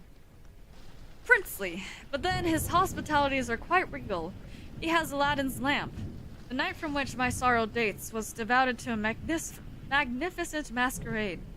The grounds were thrown open, the trees hung with colored lamps. There was such a display of fireworks as Paris itself had never witnessed. And such music. Music, you know, is my weakness. Such ravishing music. The finest instrumental band, perhaps, in the world, and the finest singers who could be collected from all the great operas in Europe. As you wandered through these fantastically illuminated grounds, the moonlighted chateau throwing a rosy light from its long rows of windows, you would suddenly hear these ravishing voices, stealing from the silence of some grove, or rising from boats upon the lake. I myself, as I looked up and listened, carried back into the romance and poetry of my early youth. When the fireworks were ended and the ball beginning, we returned to the noble suite of the rooms that were once thrown open to the dancers. A masked ball, you know, is a beautiful sight, but so brilliant a spectacle a kind I never saw before. It was a very aristocratic assembly. I was myself almost the only nobody present. My dear child was looking quite beautiful. She wore no mask. Her excitement and delight added an unspeakable charm to her features, always lovely. I remarked a young lady, dressed magnificently but wearing a mask, who appeared to me to be observing my ward with extraordinary interest. I had seen her earlier in the evening in the great hall, and again for a few minutes walking near us on the terrace or in the castle windows, similarly employed. A lady also masked, richly and gravely dressed, and with a stately air like the person of rank, accompanying her as a chaperone. Had the young lady not worn a mask, I could of course have been much more certain about the question whether she was really watching my poor darling. I am now well assured that she was. We were now in one of the saloons. My poor dear child had been dancing, and was resting a little in one of the chairs near the door. I was standing near. I was resting near one of the chairs at the door. I was standing near. The two ladies I have mentioned had approached the younger, took the chair next to my ward, while her companion stood beside me, and for a little time addressed herself in a low tone to her charge. Availing herself of the privilege of the mask, she turned to me, and in the tone of an old friend, and calling me by name, opened a conversation with me, which piqued my curiosity a good deal. She referred to many scenes where she had met me, at court and at distinguished houses. She alluded to little incidents which I had long ceased to think of, but which I found had only lain in abeyance in my memory, for they instantly started into life at her touch. I became more and more curious to ascertain who she was every moment. She parried my attempts to discover very adroitly and pleasantly. Knowledge she showed of many passages in my life seemed to me all but unaccountable, and she appeared to take a not unnatural pleasure in foiling my curiosity, and in seeing me flounder in my eager perplexity from one conjecture to another. In the meantime, the young lady whom her mother called by the odd name of Malarka, when she once or twice addressed her, had, with the same ease and grace, gotten into conversation with my ward. She introduced herself by saying that her mother was a very old acquaintance of mine. She spoke of agreeable audacity which a mask rendered practical. She talked like a friend. She admired her dress, and insinuated very prettily her admiration of her beauty. She amused her with laughing criticisms upon the people who crowded the ballroom, and laughed at my poor child's fun. She was very witty and lively, and when she pleased, and after a time they had grown very good friends, the young stranger lowered her mask, displaying a remarkably beautiful face. I had never seen it before, neither had my child, but though it was new to us, feature was so engaging, as well as lovely, that it was impossible not to feel the attraction powerfully. My poor girl did so. I never saw anyone more taken with another at first sight, unless, indeed, it was the stranger herself, who seemed quite to have lost her heart to her. In the meantime, availing myself of the license of a masquerade, I put not a few questions to the elder lady. "You have puzzled me utterly," I said, laughing. Is that not enough? Won't you now consist to stand on equal terms and do me the kindness to remove your mask? Can any request be more unreasonable? She replied. Ask a lady to yield an advantage. Besides, how do you know you should recognize me? Years make changes. As you see, I said with a bow, and I suppose a rather melancholy little laugh. As philosophers tell us, she said. And how do you know that a sight of a face would help you? I should take a chance for that, I answered. It is vain trying to make yourself out an old woman. Your figure betrays you. Years nonetheless have passed since I saw you. Rather since you saw me, for that is what I am considering. Larka, there, is my daughter. I cannot then be young, even in the opinion of people whom time has taught to be indulgent, and may not like to be compared with what you remember me. You have no mask to remove. You can offer me nothing in exchange. My petition is to your pity to remove it, and mine to yours, so let it stay where it is, she replied. Well then, at least you will tell me whether you are French or German. You speak both languages so perfectly. I don't think I shall tell you that, General. You intend to surprise, and are mediating the particular point of attack. At all events, you won't deny this, I said. That being honored by your permission to converse, I ought to know how to address you. Shall I say Madame la Comtesse? She laughed, and she would no doubt have met me with another evasion, if indeed I can treat any occurrence in interview, every percentage of which is prearranged, I now believe with the profoundest cunning, as liable to be modified by accident. As to that, she began. She was interrupted, almost as she opened her lips by a gentleman dressed in black, who looked particularly elegant and distinguished, with this drawback that his face was the most deadly pale I ever saw, except in death. He was in no masquerade, and in the plain evening dress of a gentleman, and he said, without a smile, but with a courtly and unusually low bow, "Well, Madame la Comtesse, permit me to say very few words which may interest her."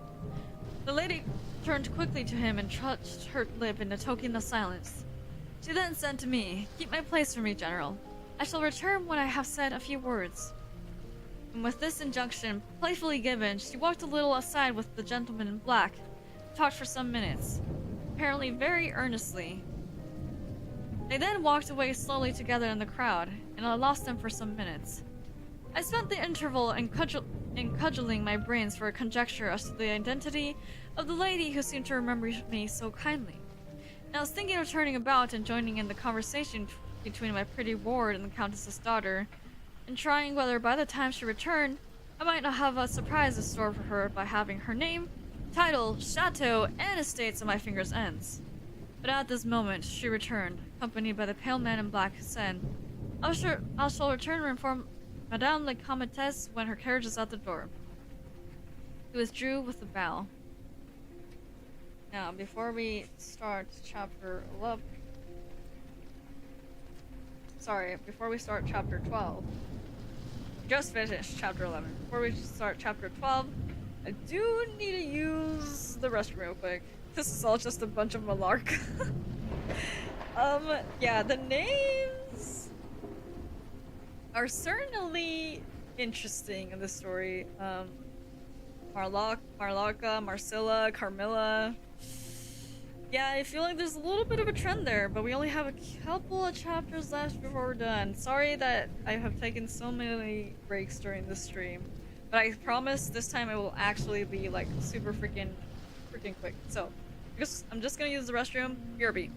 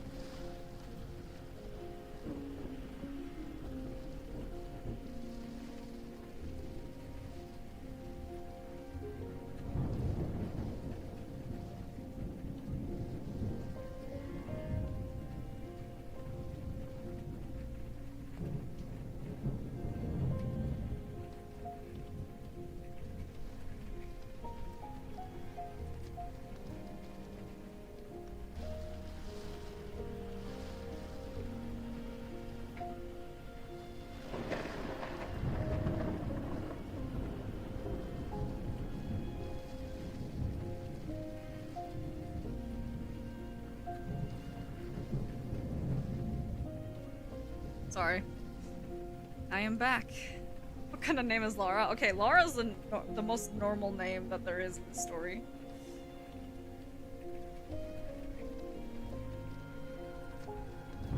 Okay.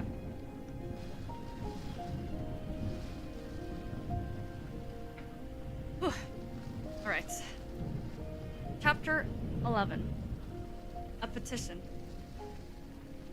Then we are to lose Madame la Comtesse, but I hope only for a few hours, I said with a low bow. It may be that only, or it may be a few weeks. It was very unlucky speaking to me just now as he did. Do you now know me? I assured her I did not. You shall know me, she said, but at present we are older and better friends than. Perhaps you suspect. I cannot yet declare myself. I shall in 3 weeks past, your beautiful squaws, about which I have been making enquiries. I shall then look in upon you for an hour or two and renew a friendship which I never think of without 1,000 pleasant recollections. This moment a piece of news has reached me, like a thunderbolt. I must set out now and travel by a devious route, nearly 100 miles with all the dispatch I can possibly make. My perplexities multiply. I am only deterred by the compulsory reserve I practice as to my name for making a very singular request of you. My poor child has not quite recovered her strength. Her horse fell with her at a hunt which she had ridden out to witness. Her nerves have not yet recovered the shock, and our physician says that she must on no account exert herself for some time to come. We came here in consequences by very easy stages. Hardly 6 leagues a day. I must now travel day and night on a mission of life and death. A mission the critical and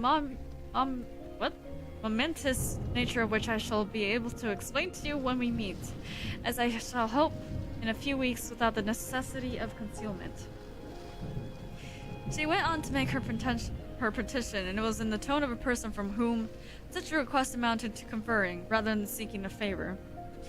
This was only in manner, and as it seemed quite unconsciously, but in the terms in which it was expressed, nothing could be more deprecatory. It is simply that I would consent to taking charge of her daughter during her absence. Sound familiar? This was, all things considered, a strange, not to say an audacious request. She has in some sort disarmed me by stating and admitting everything that could be urged against it, and throwing herself entirely upon my chivalry. At the same moment, my fatality that seems to have predetermined all that happened, my poor child came to my side, and in an undertone besought me to invite her new friend, Merlarka, to pay us a visit. She had just been sounding her, and thought if her mamma would allow her, she would like it extremely. At another time, I should have told her to wait a little, until at least we knew who they were, but I had not a moment to think. 2 ladies assailed me together, and I must confess, the refined and beautiful face of the young lady, about which there was something extremely engaging, as well as the elegance and fire of high birth, charmed me, and quite overpowered me. I submitted, and undertook too easily the care of the young lady, whom her mother called Merlarka. What the heck is Merlarka? The Countess beckoned her daughter, who listened with grave attention while she told her in general terms how suddenly and peremptorily she had been summoned, and also of the arrangement she had made for her under my care, adding that I was one of her earliest and most valued friends. I made, of course, such speeches as the case seemed to call for, and found myself, on reflection, in a position where I did not half like. The gentleman in black returned and very ceremoniously conducted the lady from the room.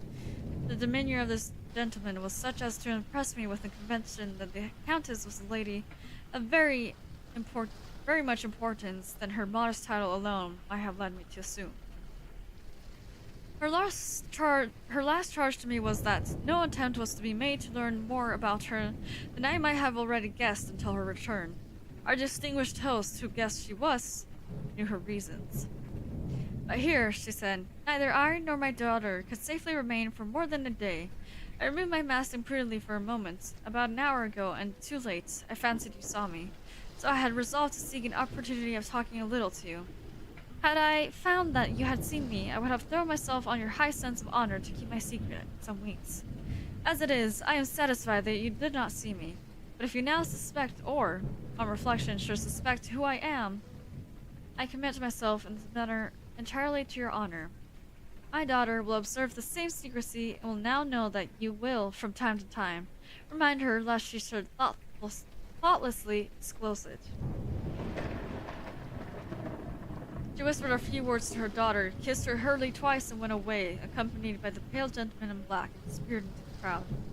In the next rooms, in the next room, said Marlaka, there is a window that looks upon the hall door. I should like to see the last of Mama and kiss my hand to her.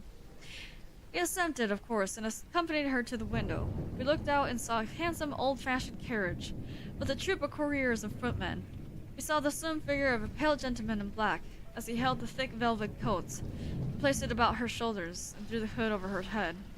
She nodded to him, and she just touched his hand with hers. He bowed low repeatedly as the door closed. The carriage began to move. She is gone, said Millarca with a sigh. She is gone, I repeated to myself for the first time, in the hurried moments that had elapsed since my consent, reflecting upon the folly of my act.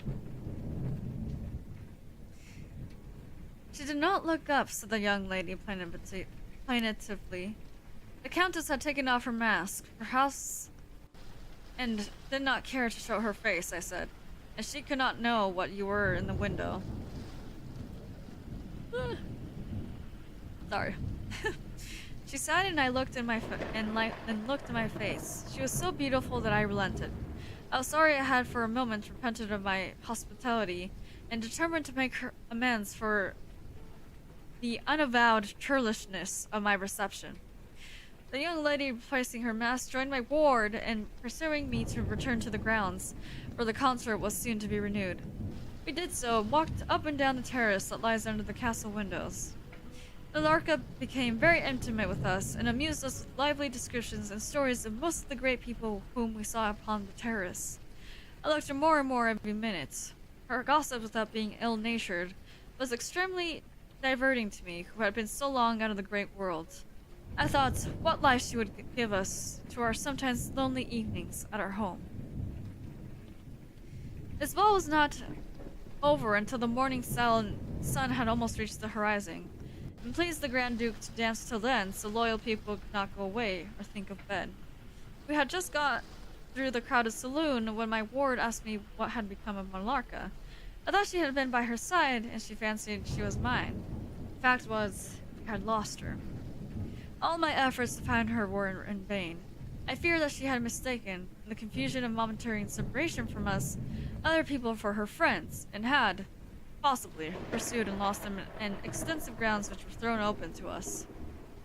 Now in its full force, I recognized a new folly in my having undertaken the charge of a young lady without so much as knowing her name, and fettered as I was by promises, of the reasons for imposing which I knew nothing. I could not even point my inquiries by saying that the missing young lady was the daughter of the Countess who had taken her departure a few hours before. Morning broke. It was clear daylight before I gave up the search. It was till near 2 o'clock next day that we heard anything of my missing charge. At about the time a servant knocked on my niece's door to say that he had been earnestly requested by a young lady who appeared to be in distress to make out where she could find the General Baron Spilstorf, the young lady, his daughter, in whose charge she had been left by her mother. There could be no doubt, notwithstanding the slight inaccuracy, that her friend had turned up, and so she had. Would to heaven we had lost her. She told my poor child the story to account for her having failed to recover us for so long. Very late, she said, she had to go to the housekeeper's bedroom, in despair of finding us, and had then fallen into a deep sleep which, long as it was, had hardly sufficed to recur her strength after the fatigues of the ball. That day Millarca came home with us. I was only too happy, after all, to have secured so charming a companion for my dear girl. And that is the end of chapter 12. So, let me take a drink of water real quick before we continue this tale.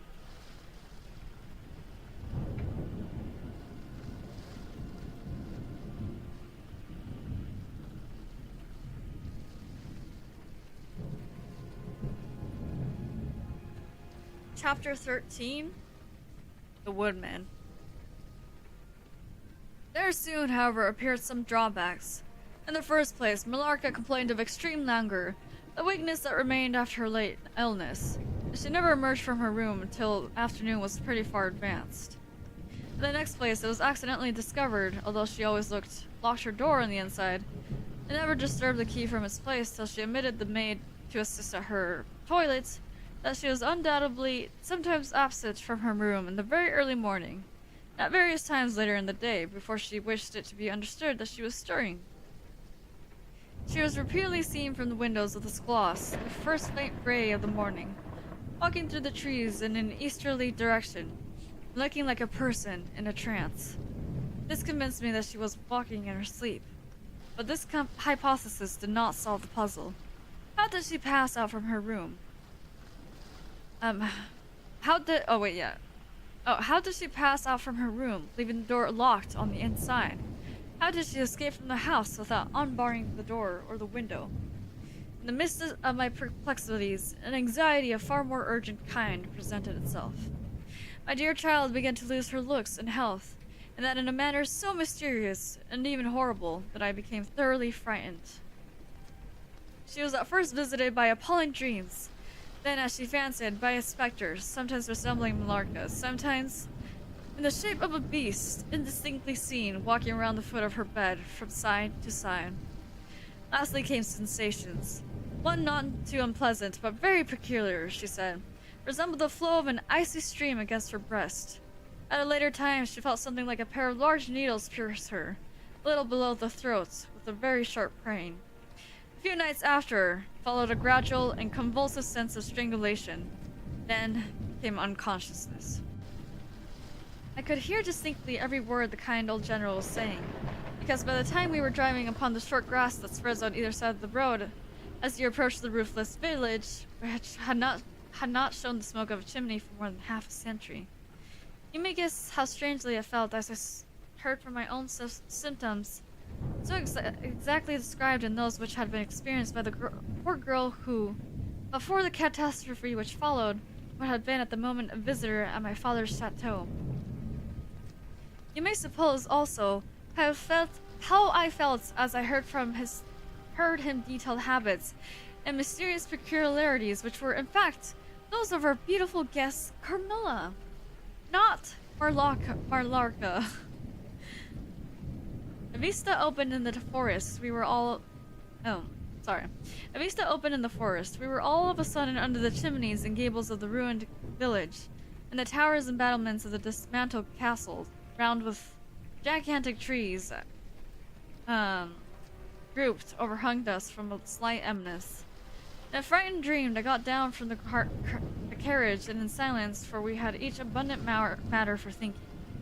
We soon mounted the ascent and were among the spacious chambers, winding stairs and dark corridors of the castle. And this was once the palatial residence of the Karnsteins, said the old general at length, as from a great window he looked out across the village and saw the wide, undulating expanse of the forest. It was a bad family, and here its blood-stained annuals were written, he continued. It is hard that they should, after death, continue to plague the human race with their atrocious lusts. This is the capital of Karnsteins down here. He pointed down to the grey walls of a Gothic building, partly visible through the foliage, a little way down the steep. Now I hear the axe of a woodman, he added, busy amongst the trees that surround it. He possibly may give us information which I am in search. Point out the grave of Marcella, Countess of Karnstein. These rustics preserve the local tradition of great families, whose stories die out among the rich and titled so soon as the families themselves become extinct. Let's see. We have a portrait at home of Millarca, the Countess of Karnstein. Should you like to see it? Asked my father. Time enough, dear friend, replied the general. I believe that I have seen the original, and one motive which has led me to you earlier than I at first intended was to explore the tableau which we are now approaching. What? So the Countess Merlarka, exclaimed my father. Why, she has been dead more than a century. Not so dead as you fancy, I am told, answered the general. I confess, General, you puzzle me utterly, replied my father, looking at him. I fancied for a moment, with a return of suspicion I detected before, but although there was anger and my god, detestation at times in the old general's manner, there was nothing flighty. There remains to me, he said as we passed under the heavy arch of the Gothic church, for its dimensions would have justified it being so styled. One object which can interest me during the few years that remained to me on earth, and that is to wreak on her the vengeance which I thank God may still be accomplished by mortal arm. What vengeance can you mean? Asked my father in increasing amazement. I mean to decapitate the monster, he answered, with a fierce flush and a stamp that echoed mournfully through the hollow ruins. And his clenched hand was at the same moment raised, as if it grasped the handle of an axe, which he shook and ferociously in the air. What? Exclaimed my father, more than ever bewildered.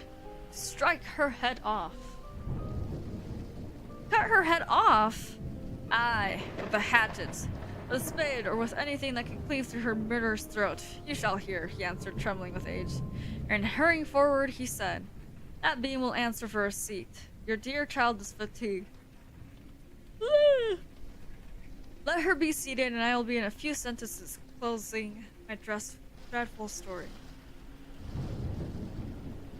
The square block of wood which lay on the grass-grown pavement of the chapel formed a bench on which I was very glad to seat myself. And in the meantime, the general called to the woodman, who had been removing some boughs which leaned upon the old walls, and, axe in hand, a hardy old fellow stood before us. He could not tell us anything of these monuments, but there was an old man, he said, a ranger of this forest, a present, sojourning in the house of the priest, about 2 miles away, could point out every monument of the old Karnstein family. For a trifle, he undertook to bring him back with him. We would lend him one of our horses in a little more than half an hour. Have you been long employed about this forest? Asked my father of the old man. I've been a woodman here, he answered in his patios.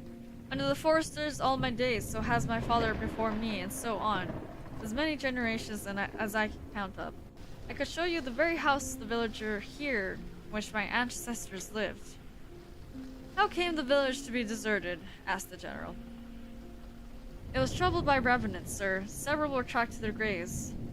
They were detected by the usual test, and extinguished in a usual way, by decapitation, by stake, by burning, not until many of the villagers were killed. For after all these proceedings, according to law, he continued, so many graves open, and so many vampires deprived of their horrible animation, the village was not relieved.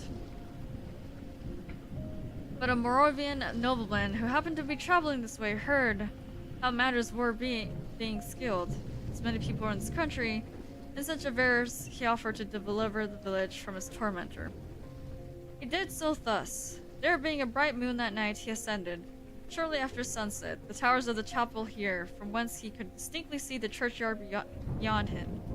You can see it from that window. From this point, he watched until he saw the vampire come out of the grave, and place near it the linen clothes in which he had been folded, and then glide away towards the village to plague its inhabitants. The stranger, having seen all this, came down from the steeple, took the linen wrappings of the vampire, and carried them up to the top of the tower, which he again mounted. When the vampire returned from his prowlings and missed his clothes, he cried furiously to the Moravian, whom he saw at the summit of the tower, and who, in reply, beckoned him to ascend and take them. Whereupon the vampire, accepting his invitation, climbed the steeple, and so soon as he had reached the battlements, the Moravian, with a stroke of his sword, clove his skull in twain. hurling down the churchyard, Wither descending by the winding stairs. The stranger followed and cut his head off, and next day delivered it and the body to the villagers, who duly impaled and burned them. This Moravian nobleman had authority from the then head family to remove the tomb of Marcala,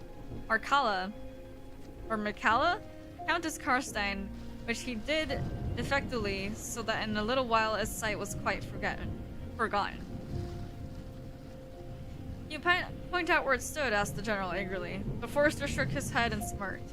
Not a soul living could tell you that now, he said. Besides, they say her body was removed, but no one is sure of that either. Having thus spoken as time pressed, he dropped his axe and departed, leaving us to hear the remainder of the general's strange story. Alright, that was the end of chapter 13. Now we'll be moving on to chapter 14 in a moment.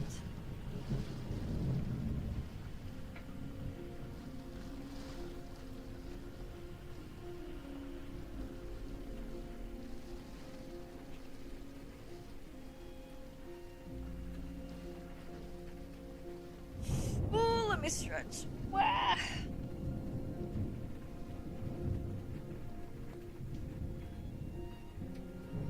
We only have 3 more chapters left, and then that will be the end of our Halloween tale. My god, what a journey it's been. And then I'm gonna be on absolute voice rest after this. My god. Should have done this in 2 parts, but I thought I would read this quicker than I have.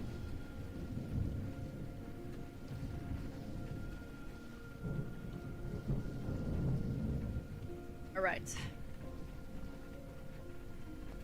Chapter 14. The Meeting.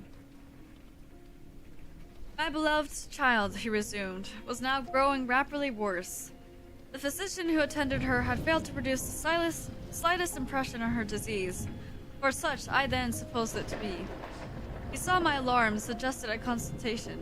I called in an Albert physician from Graz. Several days elapsed before he arrived. He was good and pious, as well as a learned man. Having seen my poor ward together, they withdrew to my library to comfort and discuss. I, from the adjoining room, where I waited their summons, heard these 2 gentlemen's voices raised in something sharper than a strictly philosophical discussion. I knocked at the door and entered. I found the old physician from Graz, maintaining his theory. His rival was combating it with undisguised ridicule, accompanied with bursts of laughter. This unseemly manifestation subsided, and the altercation ended on my entrance. Sir, said my first physician, the learned brothers used to think that you want a conjurer and not a doctor. Pardon me, said the old physician from Graz, looking displeased. I shall state my own view of the case in my own way another time. I agree, Monsieur Le General, that by my skill and science I can be of no use. Before I go, I shall do myself the honor to suggest something to you. He seemed thoughtful and sat down at a table and began to write. Proudly disappointed, I made my bow, and as I turned to go, the other doctor pointed over his shoulder to his companion. He was writing, and then, with a shrug, significantly touched his forehead. This consultation then left me precisely where I was. I walked out into the grounds all but distracted. The doctor from Graz, in 10 or 15 minutes, overtook me. He apologized for having followed me, but he said that he could not conscientiously take his leave without a few words or more. He told me that he could not be mistaken. No natural disease exhibited the same symptoms, and that death was already very near. There remained, however, a day or possibly 2 of life. If the fatal seizure were at once arrested with great care and skill, her strength might possibly return, but all hung now upon the confines of the irrevocable. One more assault might extinguish the last spark of that vitality which is, every moment, ready to die. What is the nature of the seizure you speak of? I entreated. I have stated all fully in this note, which I place in your hands upon the distinct condition that you send for the nearest clergyman and open my letter in his presence, and on no account read it till he is with you. You will despise it else, and it is a matter of life and death. Should the priest fail you, then indeed you may read it. He asked me before taking his leave finally whether I wished to see a man fiercely learn upon the very subject, which after I read his letter would probably interest me above all others. And he urged me earnestly to invite him to visit him there, and so took his leave. The ecclesiastic was absent, and I read the letter by myself. At another time or two in another case, it might have excited my ridicule, but into what quackeries will not people rush?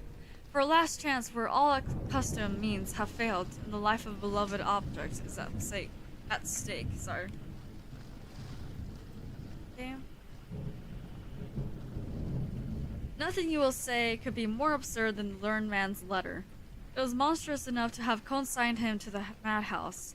He said that the patient was suffering from visits of a vampire. The punctures which he described as having occurred near the throat, where he insisted the insertion of these two long, thin, and sharp teeth, which it is well known are peculiar to vampires.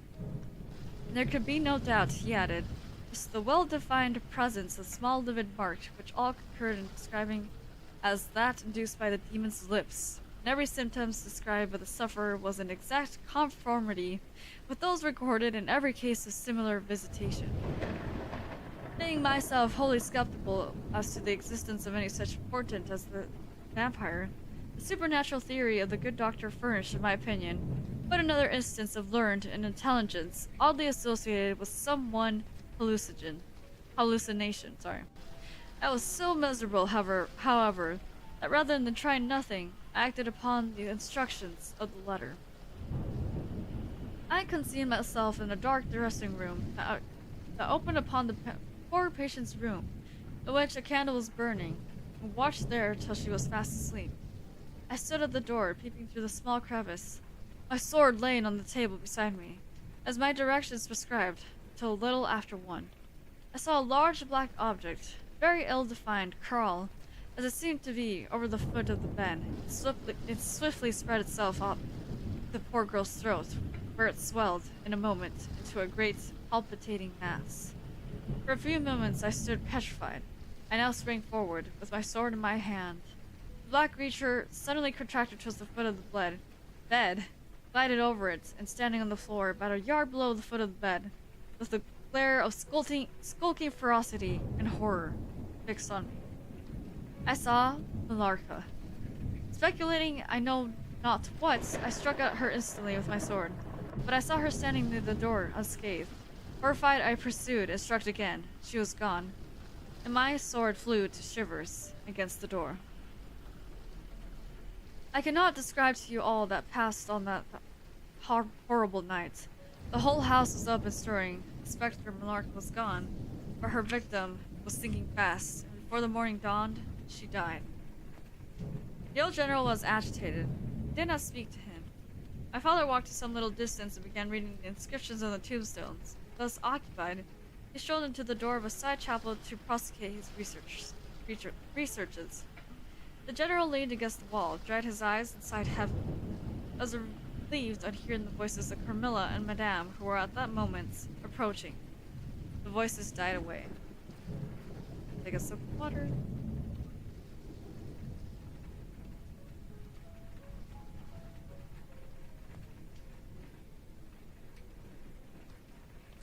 In this solitude, having just listened to so strange a story connected as it was with the great and titled dead, whose monuments were smoldering among the dust and ivy round us, and every incident of which bore so awfully upon my own mysterious case, in this haunted spot, darkened by the towering foliage that rose on every side, dense and high above its noiseless walls, a horror began to steal over me, and my heart sank as I thought that my friends were, after all, about to enter and disturb this triste and ominous scene. The old general's eyes were fixed on the ground as he leaned with his hand upon the basement of a shattered monument, under a narrow arched doorway surmounted by one of those demoniacal grotesques in which the cynical and ghastly fancy of old Gothic carvings delights. I saw very gladly the beautiful face and figure of Carmilla enter the shadowy chapel. I was about to rise and speak, and nodded smiling in answer to her particularly engaging smile, when, with a cry, the old man by my side got caught up the woodman's hatchet and started forward. On seeing him, a brutalized change came over her features. It was an instantaneous and horrible transformation as she made a crouching step backwards. Before I could utter a scream, he struck at her with all his force, but she dived under his blow and, unscathed, caught him in her tiny grasp by the wrist. He struggled for a moment to release his arm, but his hand opened, the axe fell to the ground, and the girl was gone. He staggered against the wall, his gray hair stood upon his head, and a moisture shone over his face, as if he were on the point of death. The frightful scene had passed in a moment. The first thing I recollect after is Madame standing before me, impatiently repeating again and again the question, "Where is Mademoiselle Carmilla?" I answered at length, "I don't know. I can't tell. She went there." And I pointed to the door through which Madame had just entered, only a minute or two since. But I have been standing there in the passage ever since Mademoiselle Carmilla entered, and she did not return. She then began to call Carmilla, through every door and passage and from the windows, but no answer came. "She called herself Carmilla?" asked the general, still agitated. "Carmilla, yes," I answered. "Ah," he said, "that is Malarca. That is the same person who long ago was called Marcala, Countess Karnstein. Depart from this accursed ground, my poor child, as quickly as you can. Drive to the clergyman's house and stay there till we come. Be gone. May you never behold Carmilla more. You will not find her here." And so, we move on to chapter 15, Ordeal and Execution. Oh my gosh, she's been exposed!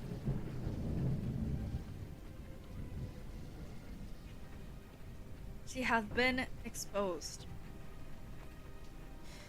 As he spoke, one of the strangest looking men I have ever beheld entered the chapel at the door through which Carmilla had made her entrance and her exit. He was tall, narrow-chested, stooping with high shoulders and dressed in black. His face was brown and dried with deep furrows. He wore an oddly shaped hat with a broad leaf. His hair, long and grizzled, hung on his shoulders. He wore a pair of gold spectacles and walked slowly, with an odd, shambling gait, with his face sometimes turned up to the sky, sometimes bowed towards the ground. He seemed to wear a perpetual smile. His long, thin arms were swinging, and his lank hands, in old black gloves ever so much too wide for them, waving and gesticulating in utter abstraction. "The very man!" exclaimed the general, advancing with manifest delight. "My dear Baron, how happy I am to see you! I had no hope of meeting you so soon." He signed to my father, who had by this time returned, and leading the fantastic old gentleman, whom he called the Baron, to meet him. He introduced him formally, and they at once entered an earnest conversation. The stranger took a roll of paper from his pocket and spread it on the worn surface of a tomb that stood by. He had a pencil case and his fingers, with which he traced imaginary lines from point to point on the paper, which from their often glancing from it together at certain points of the building, and concluded to be a plan of the chapel. He accompanied what I may term his lecture with occasional readings from a dirty little book, whose yellow leaves were closely written over. They sauntered together down the side aisle, opposite to the spot where I was standing, conversing as they went. Then they began measuring distances by paces, and finally they all stood together, facing a piece of the sidewall, which they began to examine with great minuteness, pulling off the ivy that clung over it, and rapping the plaster with the ends of their sticks, scraping here and knocking there. At length they ascertained the existence of a broad marble tablet with letters carved in relief on it. The assistance of the woodman, who soon returned, monumental inscription and carved escutcheon was disclosed. Sorry guys, I still don't know how to read words. They proved to be those of the long-last monument of Marcala, Countess Karnstein. Mercala, sorry.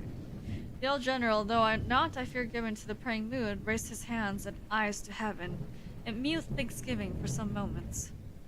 Tomorrow, I heard him say, the commissioner will be here, and the Inquisition will hold according to law. Then turning to the old man with gold spectacles, whom I have described, he shook him warmly by both hands and said, Baron, how can I thank you? How can we all thank you? You will have delivered this region from a plague that has scourged its inhabitants for more than a century. The horrible enemy, thank God, is at last tracked.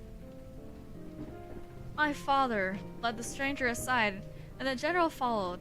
I know that he had led them out of hearing, that he might relate my case, and I saw them glance often quickly at me as the discussion proceeded. My father came to me, kissed me again and again, and leading me from the chapel said, It is time to return, but before we go home, we must add to our party the good priest who lives but a little way from this, and persuade him to accompany us to Sklos. In this quest we were successful, and I was glad, being unspeakably fatigued when we reached home.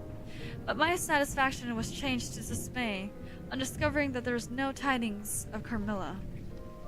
Of the scene that had occurred in the ruined chapel, no explanation was offered to me, and it was clear that it was a secret with which my father, for the present, determined to keep from me. The sinister absence of Carmilla made the remembrance of the scene more horrible to me. The arrangements for the night were singular. 2 servants and Madame were set up in my room that night, in the elastic with which my father kept watch in the adjoining dressing room.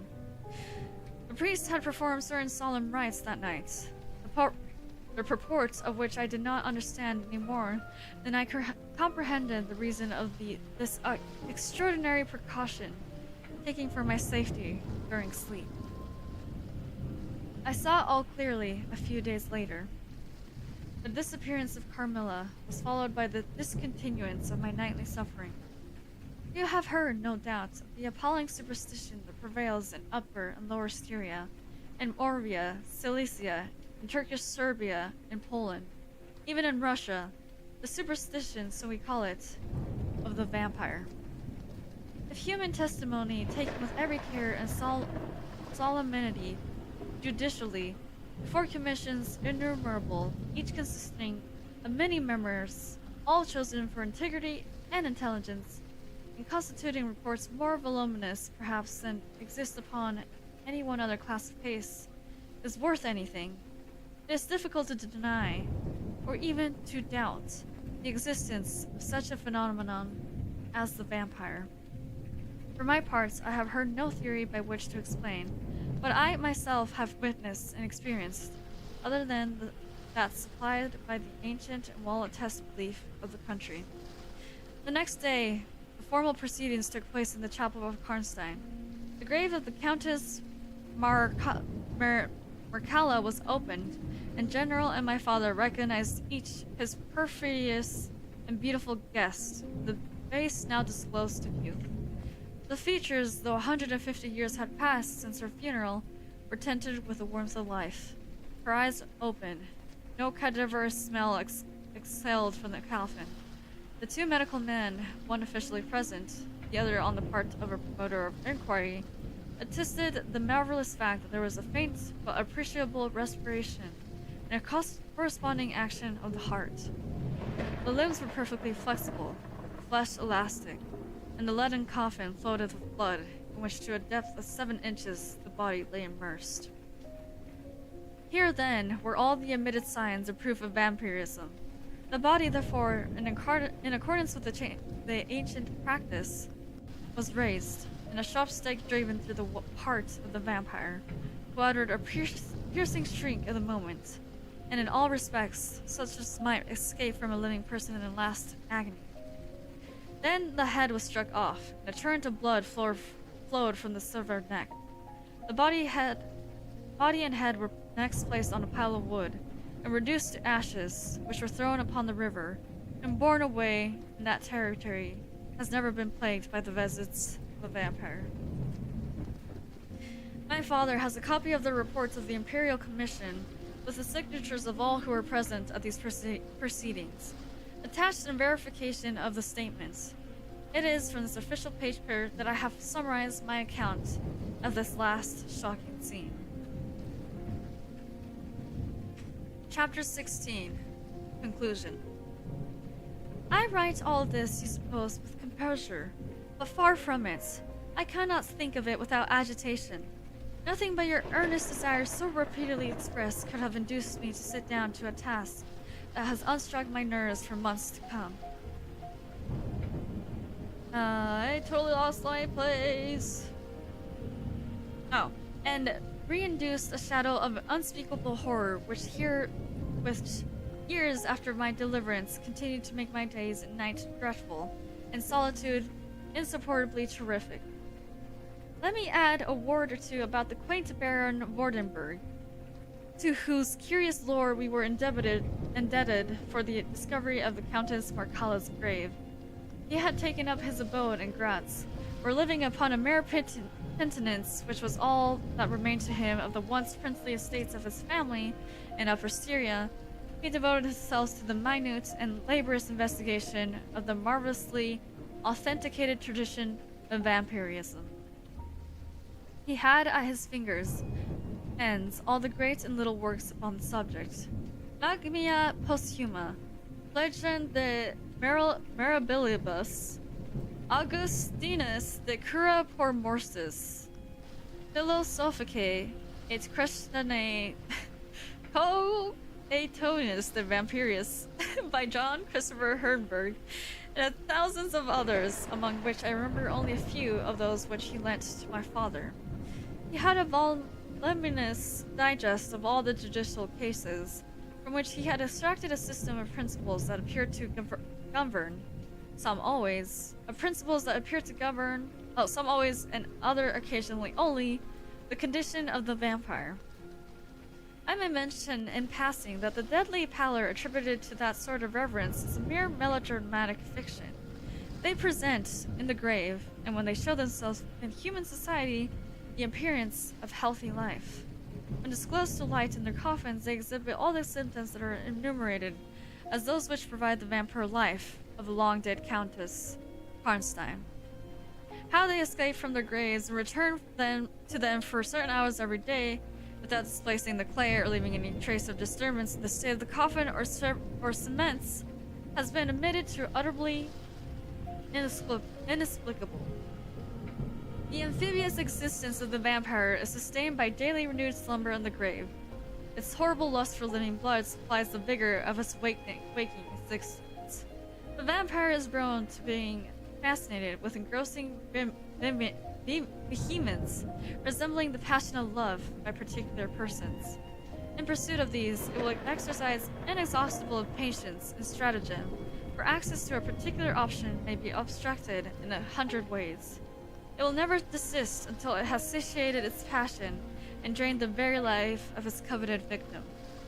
But it will, in these cases, husband and protract its murderous enjoyment, the refinement of an epicure, and heighten it by gradual approaches of an artful courtship. In these cases, it seems to yearn for something like sympathy and consent. In ordinary ones, it goes direct to its objects, overpowers with violence, and strangles and exhausts it often at a single feast. The vampire is apparently subject, in certain situations, to special conditions. In the particular instance of which I have given you a relation, Marcalla seemed to be limited to a name which, if not her real one, should at least reproduce without the omission or addition of a single letter those, as we say, anagrammically, which compose it. Carmilla did this. So did Malarca.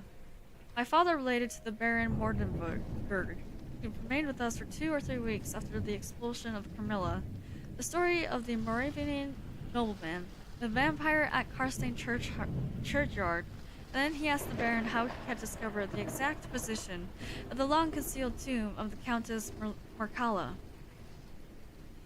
The Baron's grotesque features puckered up into a mysterious smile. He looked down, still smiling, on his worn spectacle case and fumbled with it. Then looking up, he said, "I have many journals and other papers written by that remarkable man, The most curious among them is one treating of a visit which you speak to Karnstein. The tradition, of course, discolors and distorts a little. He might have been termed a Moravian nobleman, for he had changed his abode to the territory and was besides a noble. It is strange enough to say that in the very early youth he had been passionate and favored lover of the beautiful Markala, Countess Karnstein. Her early death plunged him into inconsolable grief. It is the nature of vampires to increase and multiply, but according to an ascertained and ghostly law. Oh, yeah. Assume as starting a territory perfectly free from the pest. How does it begin, and how does it multiply itself? I will tell you. A person more or less wicked puts an end to himself. A suicide, under certain circumstances, becomes a vampire. The specter visits living people in their slumbers. They die, and almost invariably, in the grave, develop into vampires. Thus happened in the case of the beautiful Markala, who was haunted by one of those demons. My ancestor Vordenberg, whose title I still bear, soon discovered this, and in the course of the studies to which he devoted himself, learned a great deal more. Among other things, he concluded that suspicion of vampirism would probably fall, sooner or later, upon the dead countess, who in life had been his idol. He conceived a horror, be she what she might, of her remains being profaned by the outrage of a posthumous execution. He has left a curious paper to prove that the vampire, on its expulsion from his amphibious existence, is projected into far more horrible life, and he resolved to save his once beloved Markala from this. He adopted the stratagem of a journey here, a pretended removal of her remains, and a real obliteration of her monument. When age has stolen upon him, and from the veil of years he looked back on the scenes he was leaving, he considered in a different spirit what he had done, and a horror took possession of him. He made the tracings and notes which have guided me to the very spot, drew up a confession of the deception he had practiced. If he had intended any further action in this matter, death prevented him, and the hand of a remote descent has, too late for many, directed the pursuit to the lair of the beast. We talked a little more, and among other things he said was this. One side of the vampire is the power of hand. The slender hand of Markala closed like a vice steel on the general's wrist when he raised the hatchet to strike, but its power is not confined to its grasp. It leaves a numbness in the limbs it seizes, which is slowly, if ever, recovered from. The following spring, my father took me on a tour through Italy.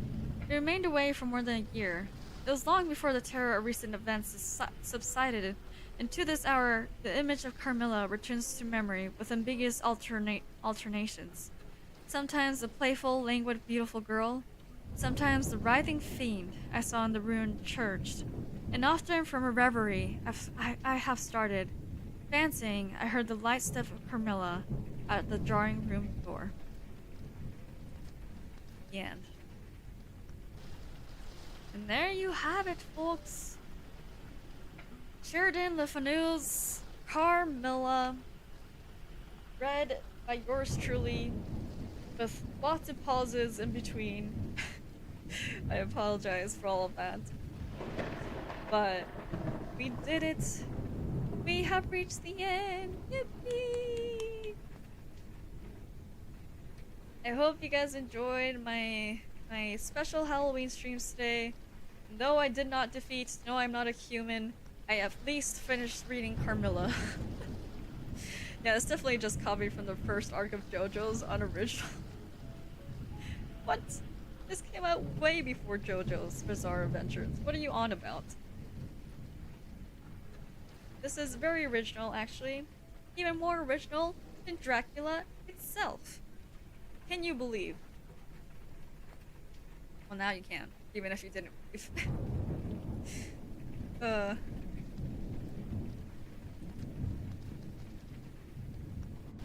JoJo's made out of caramel, more original than Twilight? No way. Yes, even more original than Twilight. This is probably one of the first recorded vampire stories out there. Yeah.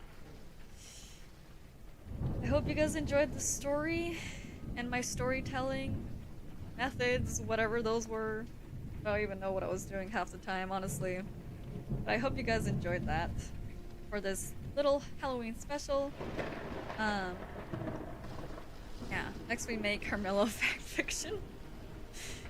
Yeah, you could give Carmilla and our dear Laura a happier ending than what they had. They didn't even get the chance to say a last final goodbye before Carmilla was unlaterally executed. So yeah. Do with that as you will, if you so wish.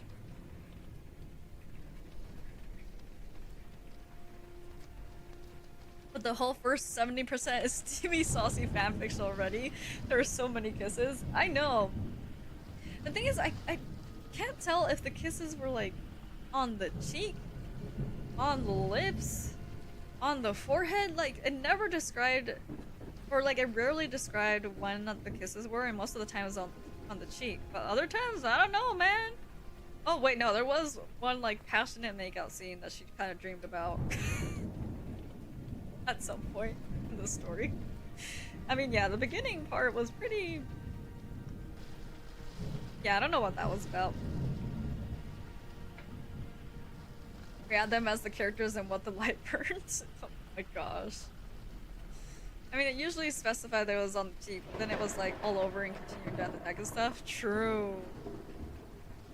They were doing some spicy things, and the entire time our poor protagonist Laura was like, I am confused. Okay, girl. It's okay. I don't need to be confused. But I will be stopping things here. Oh my gosh. I am tired, and I'm sure all of you are tired as well. I need to rest my voice so that I don't lose it tomorrow. But thank you so much to everyone who joined me in today's streams. Whether you joined me in both streams or whether you joined me in one, thank you so much for spending your precious time with me here in this precious forest of mine. Or I guess right now we're in a castle, but are you streaming tomorrow? I am not streaming tomorrow. Nope, these are the last streams that I had for this week.